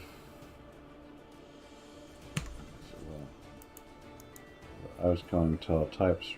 It's now gonna be called tile classes. Tile class. So what's the structure?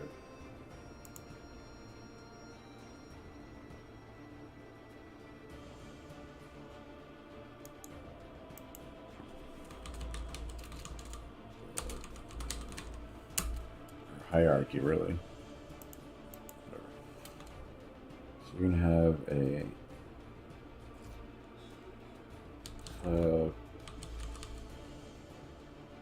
because I guess it's really not like you have things within it, but you kind of think it like that. Because it's not going to physically contain anything. It's things that are going to be part of a tile class. But you can almost like think of things because of the part of it. They can only be part of, I think, only part of one tile class, I think, is where the way I might do it. So within tile classes, you're going to have tile types. So, i.e. basic walkable tile. Anything you can walk on that's just normal. That would be one of the classes. And those are the classes you could have. You have a door class, maybe. It's just all the basic doors that are typical doors. You could have a locked door class, maybe. One's a type that can lock and have state in it, whether or not it is locked. You have a tile type, which is and then under the tile type, you have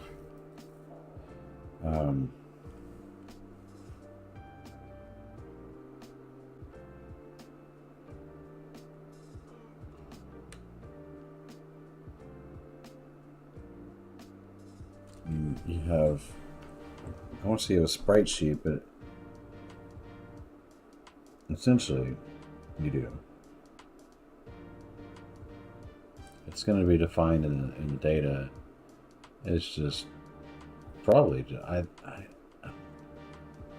don't like to necessarily force myself into just developing with a sprite sheet. I like to develop individual small sprites and then just sprite sheets just a means to an end for storage and stuff. And like I don't need to do that because I can program it to like hell. If I need to, I would program it to create a spreadsheet. So I have to force myself to always store it like that and cut it apart all the time, constantly.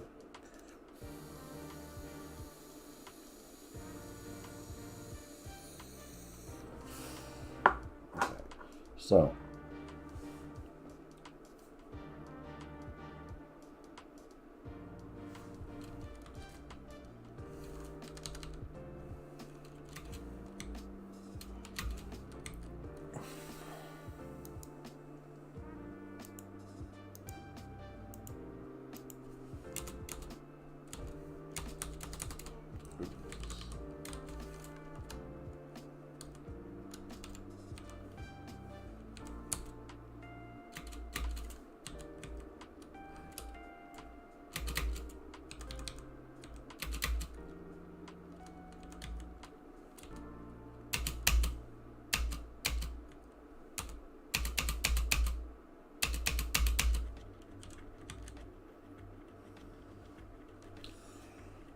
okay, so grass is going to have, or in every tile, what is every tile going to have? I'm going to say something like called like an animation. Animation. That. Essentially, what we're going to have is we're going to have a bunch of each. It has a bunch of sprites, and then we're going to have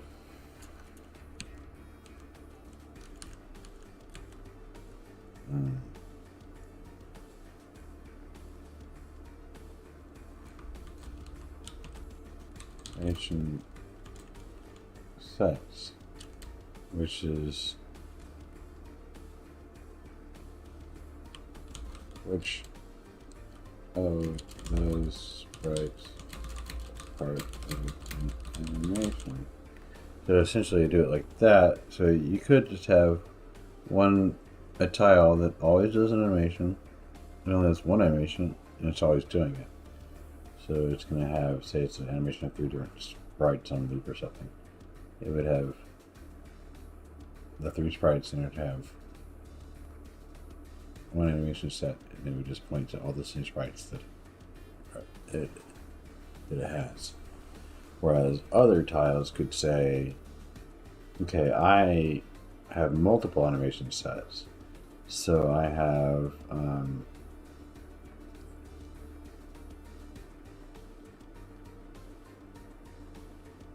yeah, because I could even have like waterlogged grass and stuff, like, you know what I mean? I could have like, playing with my hair and I could tell it should get oily and oily and oilier the more I play with it. It's gonna look ridiculous on camera. I'm sure Roy does. Taking this off. I'm sure the hair looks weird. Then you get the headphone hair. Having headphones on. So. Okay.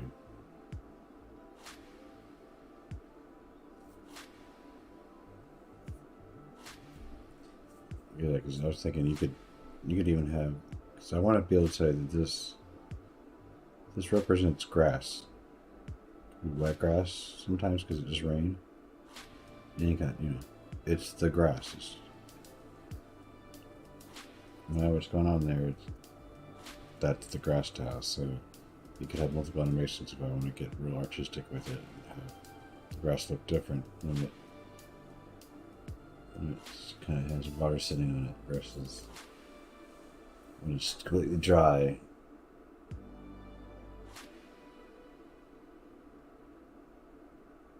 Versus when it's windy and when it's not windy, even. You could have animations, it could be like kind of different looking modes.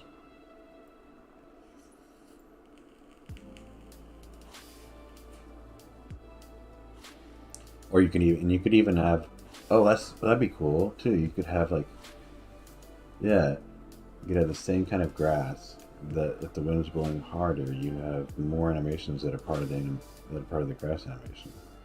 You like It's kind of like a little whip every once in a while. And it's like a light thing. But then when you say that it's like a storm going through the game, and then you have a different animation. It's not just it moving faster, but it's like you even have like more, more like taught the, almost like you can see it elongate somewhere because it blows from fully laid down grass on one side and then flops all the way over. So instead of just kind of waving the wind, you see big things of grass being pushed, big heave, like you see when it's just big gusts of wind kind of shoving through a plane or something, So you could have like different animations even, depending on the weather, for the same tile type. And what that would be is you could just put all these kinds of sprites that are all under the grass, and then you just cluster groups of them. You might, and different ones might be parts of multiple animations. It's like, the grass moving animation is, there's like, could be 3 different variants or whatever, depending on how crazy the wind is and what we want it to look like. How more we make it more chaotic looking when it's more windy, or even and you could even have it when all of a sudden it's a basic tile type. All of a sudden when it's really windy, all of a sudden it gets noisy, like the noisier variant tile types are. And you can do that by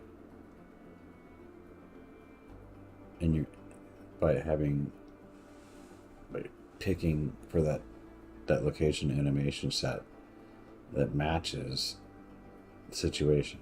That it's a variant or not a variant. It's sitting still or not sitting still. It's the wind's blowing a little bit or blowing a lot or blowing medium. And you just pick which sets of sprites for the grass are appropriate for that animation. And so that's an animation set. So that's going to be like, alright, so we're going to have the tile type, and it's going to have sprites that are part of it. And then it's going to have animation sets. An animation set is going to be basically, it's going to have a list. Each animation set is going to be a list. It's going to be a list of indexes into the list of sprites that we have here. So if we have 20 sprites that are part of the grass tile set, your animation set, you could have an animation set that says, okay, I'm going to use sprite 0, sprite 5, and sprite 20. And those are the 3 sprites that animation uses out of the list of sprites for grass. So that's what an animation set would say. You get more than one of those. So at any one time, you're going to need to specify which animation set you are the active animation. You're going to have an active animation set. And then you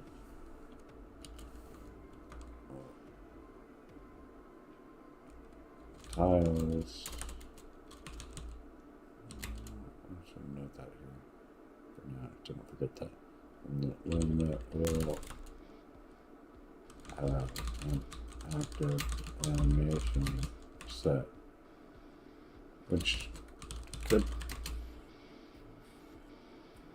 and so we're gonna have an animation set even for just.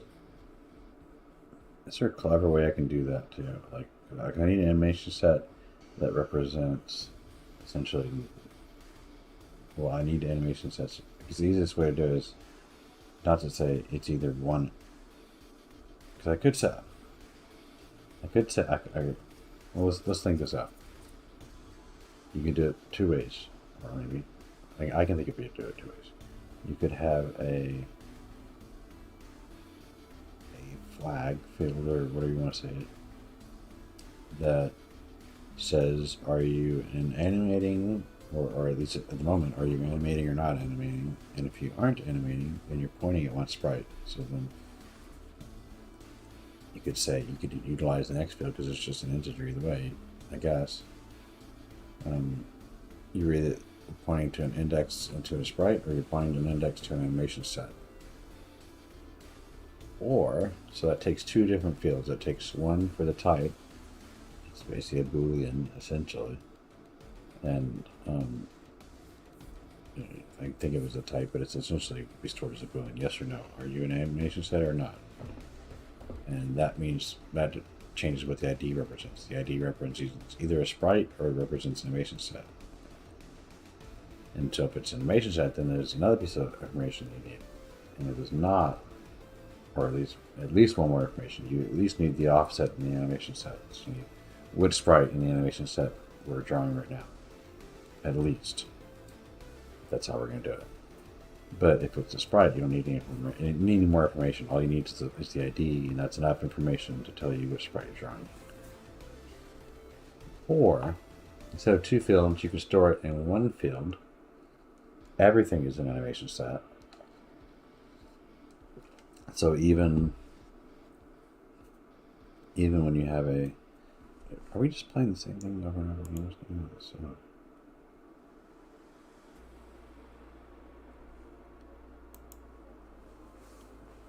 So everything is an animation set, and then so even static tiles that aren't animating or have an animation set, and they're an animation set of one sprite. So that means even the most basic tile, you force them to have one animation set and animation of one sprite. But that means that when I do it like that, I don't have to check and say, if type, then number is this, and go look over here for it because it's a sprite. Otherwise,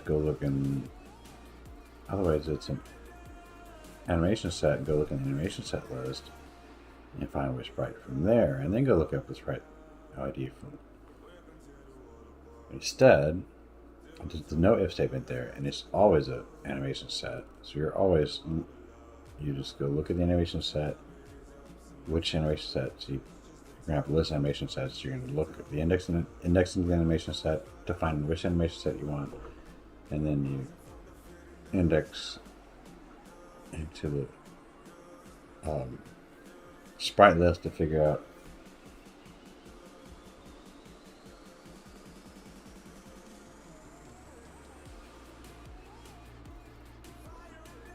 do you need to index another sprite? I'm trying to think, because ultimately what I need to give it to the game, we need to have an understanding with, like, when I say the game, I'm talking about the mono game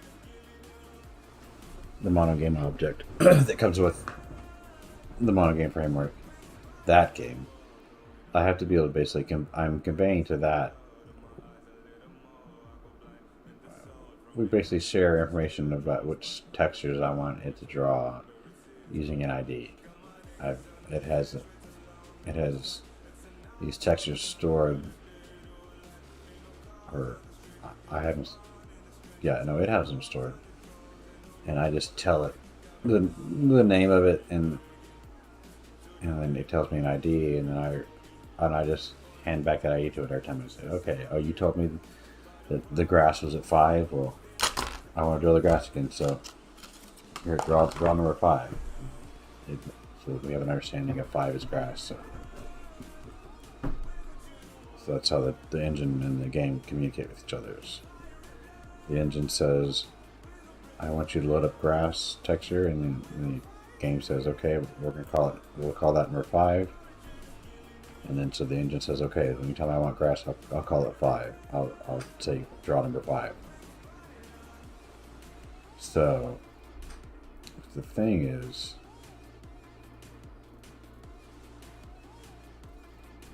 I could store a list.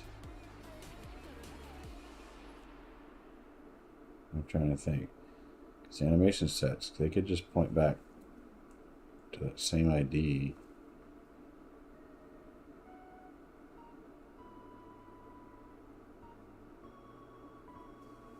Let's think.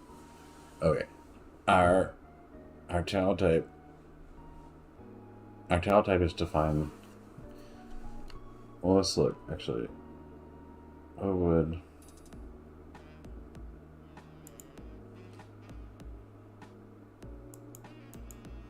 tile classes. Alright, I deleted tile types. So you are now. Hello? Oh, I need to rename it. Tile types. So let's say we have a new tile type called grass. And then this tile type says, one thing it says is tile, it has a tile class of multiple. So we can only have one tile class, and then what did we say? We said it had 9D, right? Or I was thinking the other things. It has sprites, and animation sets, and an active animation set. Well, and it didn't have active animation set in this data thing. It will inside of the engine at runtime. It has an active animation set. It doesn't. I don't think have an active animation set stored. It might have it. Well, I have a default, maybe. Yeah, default animation. I'm gonna have to tell it. Yeah, you have to have a default. So it's have to, when it loads up in the game, what should a default to looking like without anything else happening. Alright, so we have this tile class. That's not enough information that until the game anything, the fact that it's called grass is going to be a folder. It's going to represent a folder that will have the grass images have to be in a folder called grass. That's where it will look for them.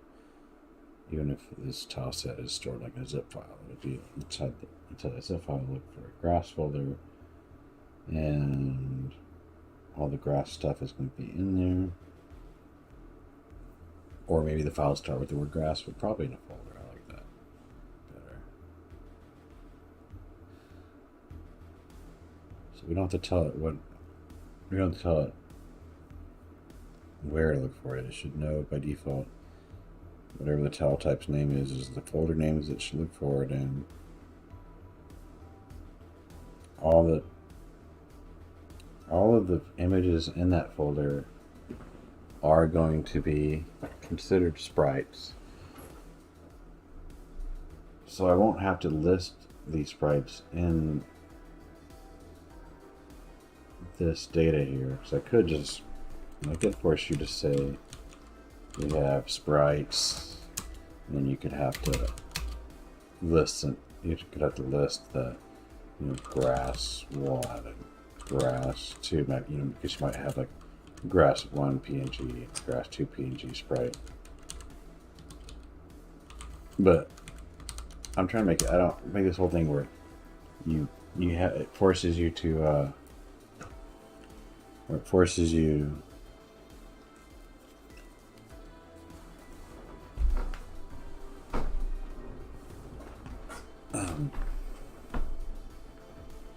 Or it doesn't force. I'm trying to make it where it doesn't force you to type out a bunch of stuff unnecessarily. So when stuff is the normal and basic and default, and like everything else, then there will be no typing. So in this case, if not trying to locate the sprite somewhere in some weird special place, I don't even want to tell them the sprites are.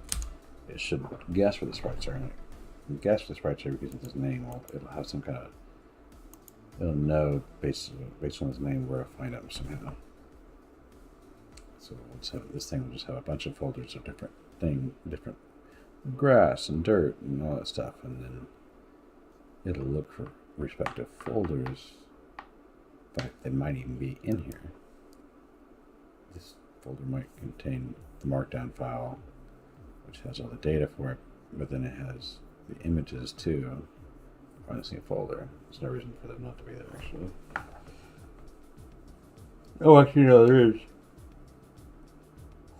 Good luck, because all the data resides in here in a compressed format for the or all the images do. But anyway. Oh wait, can I? Actually, I'm concocting this concept of folders. Are there folders in here?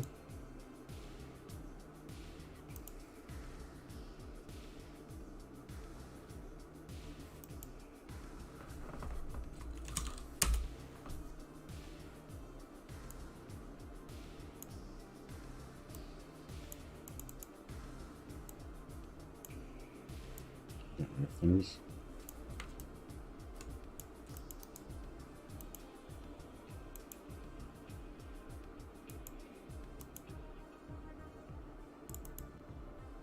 Ah.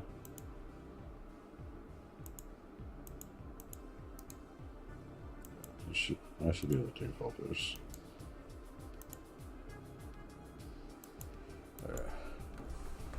So you're gonna have images are gonna be in there. Some people are gonna have their own tile sets. At least they don't have. They can. Their custom tile sets don't have to be in there, but that's the most performant ways to package them in there. And I can also make a packager for that because you can ship this thing. I think I could even you can package them with code because it's not even that crazy of a format. It's just some XML files or something zipped up properly or something. So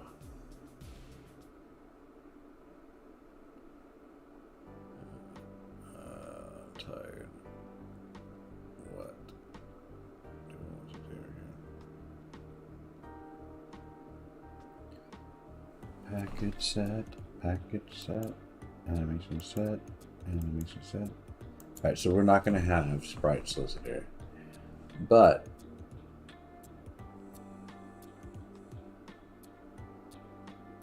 folder structure won't tell us anything about the animation sets because for that to happen, we would have to like drag. We could only have sprites in one animation set with it, which is just like the sprites in a folder. Yeah, so we can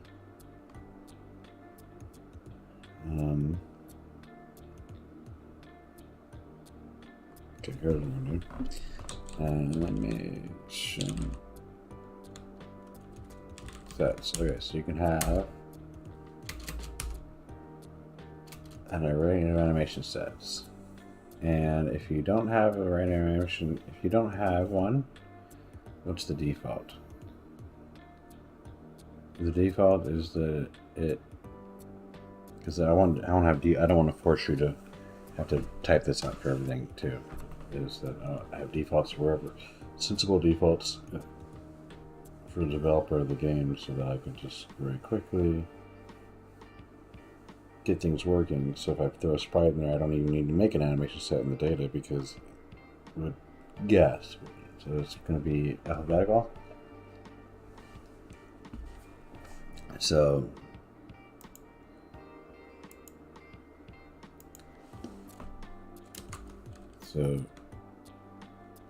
not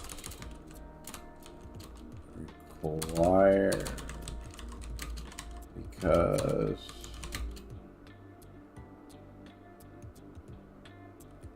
one is implied. Wait, can I do that? Because the ID is going to represent the animation set ID. Yes, you better be talking about ID 0 if you don't give an animation set in your thing, because that's what it's going to be. It's going to be the implied animation set. It's going to create encoding when it reads this data in. It's going to be like, okay, you have one sprite, or you got two sprites. It's going to have to then pick the first one, I guess, alphabetically. Or maybe no. Maybe the game errors out when it reads the data and says, hey, you don't have a default animation set and you have 2 sprites.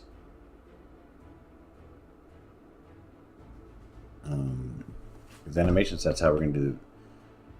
Is that how we're going to do variants?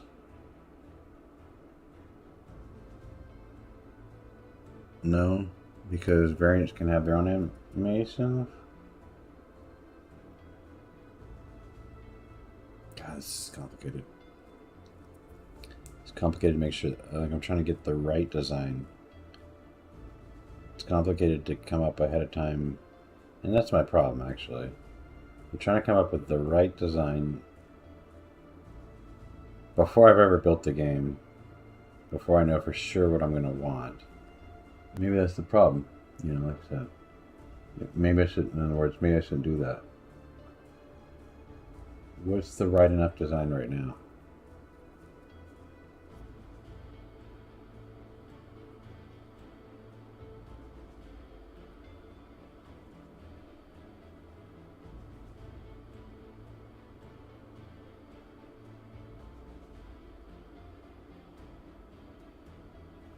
I mean, we know we need animations in the game.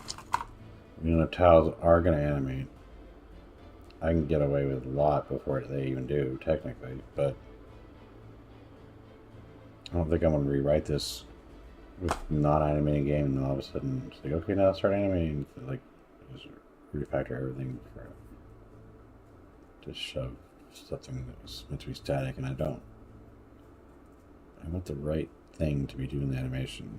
I'm not sure even what that is, though. I'm not sure separation of concerns, whose responsibility should be.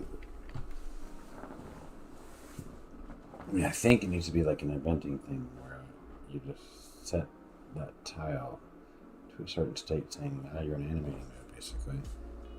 And based on your information, the engine can then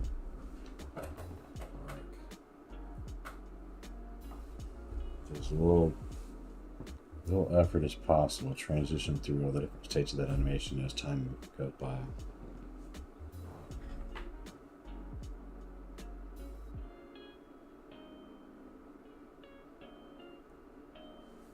Probably just somehow get a list of all the things very quickly that are animating. Those are the only ones that you get to go make changes on. And everything else is the same list as last draw call. That's what it is. And essentially, as you're looping through all the things, you gotta figure out: are we drawing the same thing as we did last time, or are we drawing something different?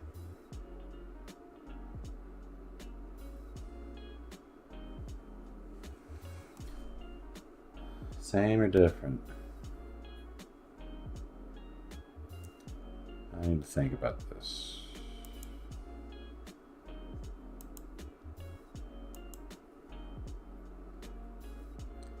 Alright, another break, I think.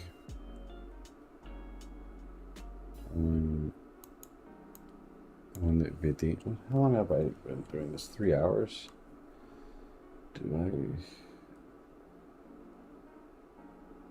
I think that's what I should do. Maybe I need to stop for tonight and just marinate on this.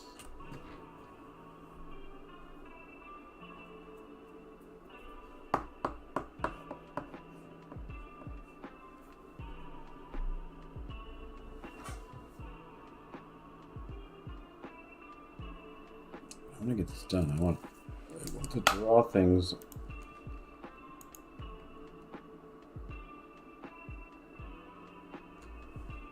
Breaking things.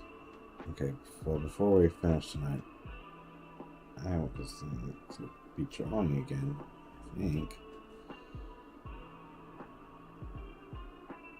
Could not find test font. Did I delete it? Uh-oh.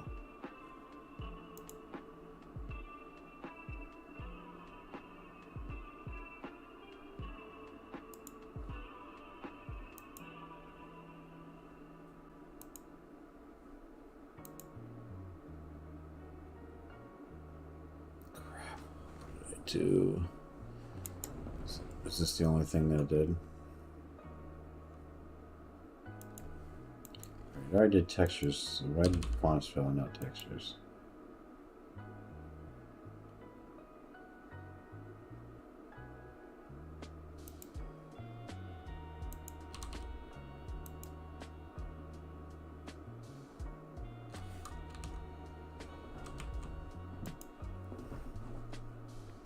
How did I break? How did I break text?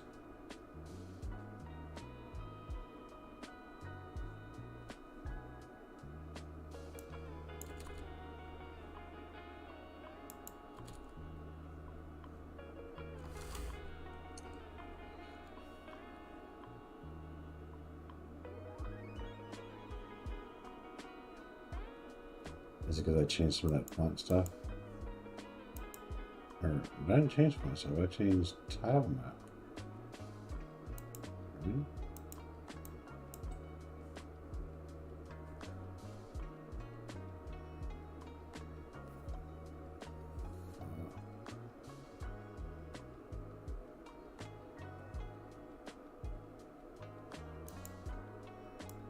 I'm too late. I'm too tired. Just too late. I can't even say. I can't even speak words properly.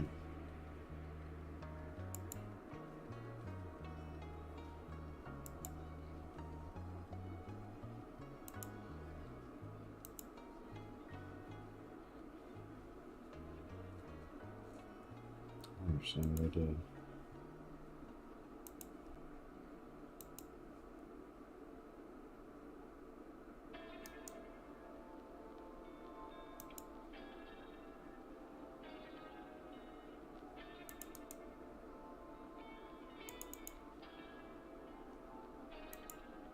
Is it the same? If I just delete that, does that fix it?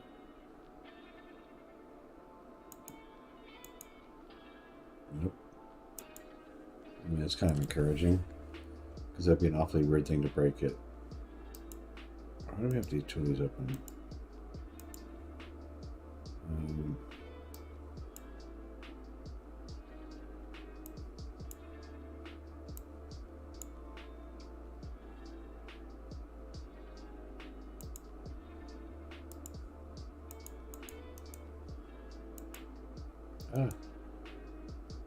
Had to fear it's not what I want to do.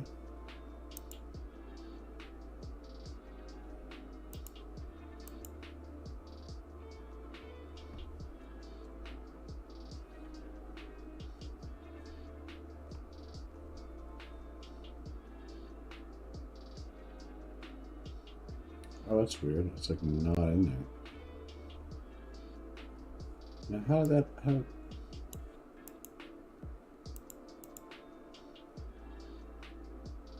I understand.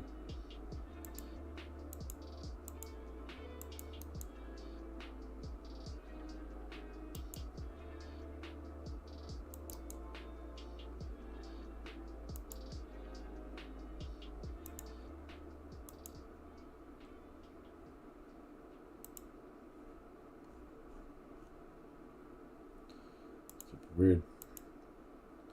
I don't know how that happens.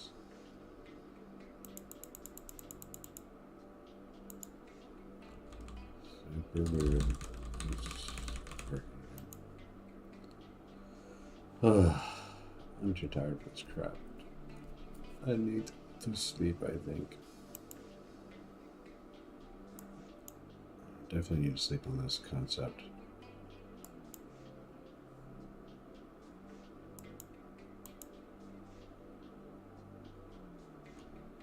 We need animation IDs, or animation sets. That's not even where I wrote that. It's not where I wrote about the animation sets. Where did I write about the animation sets? Is that over here? I was just talking about it. Alright, well, I think it is time.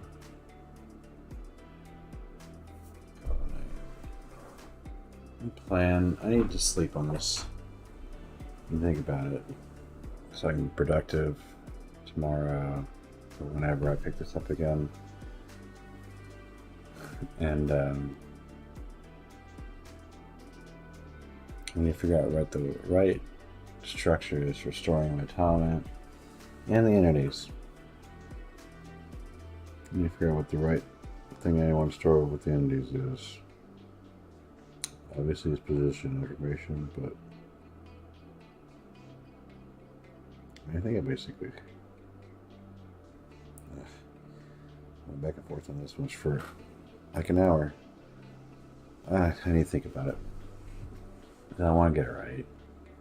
That's why this game is still a wedge. And it could be so much more, just because I'm just taking my time to try to get it right. Right. Until then, oops.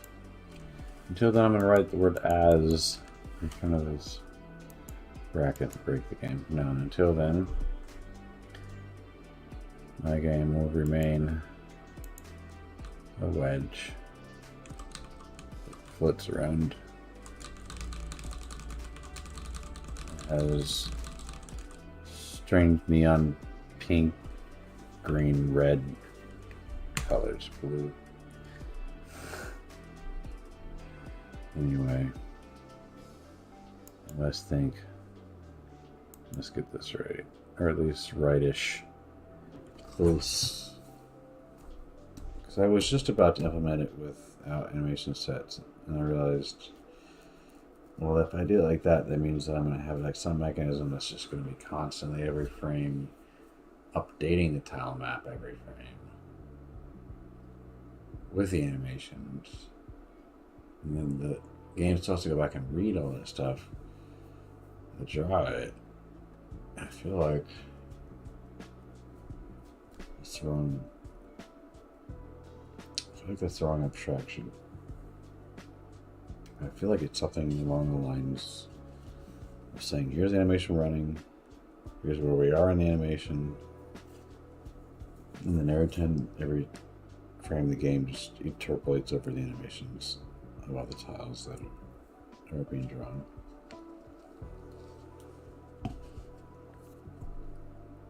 I think that's the way to do it. I don't know.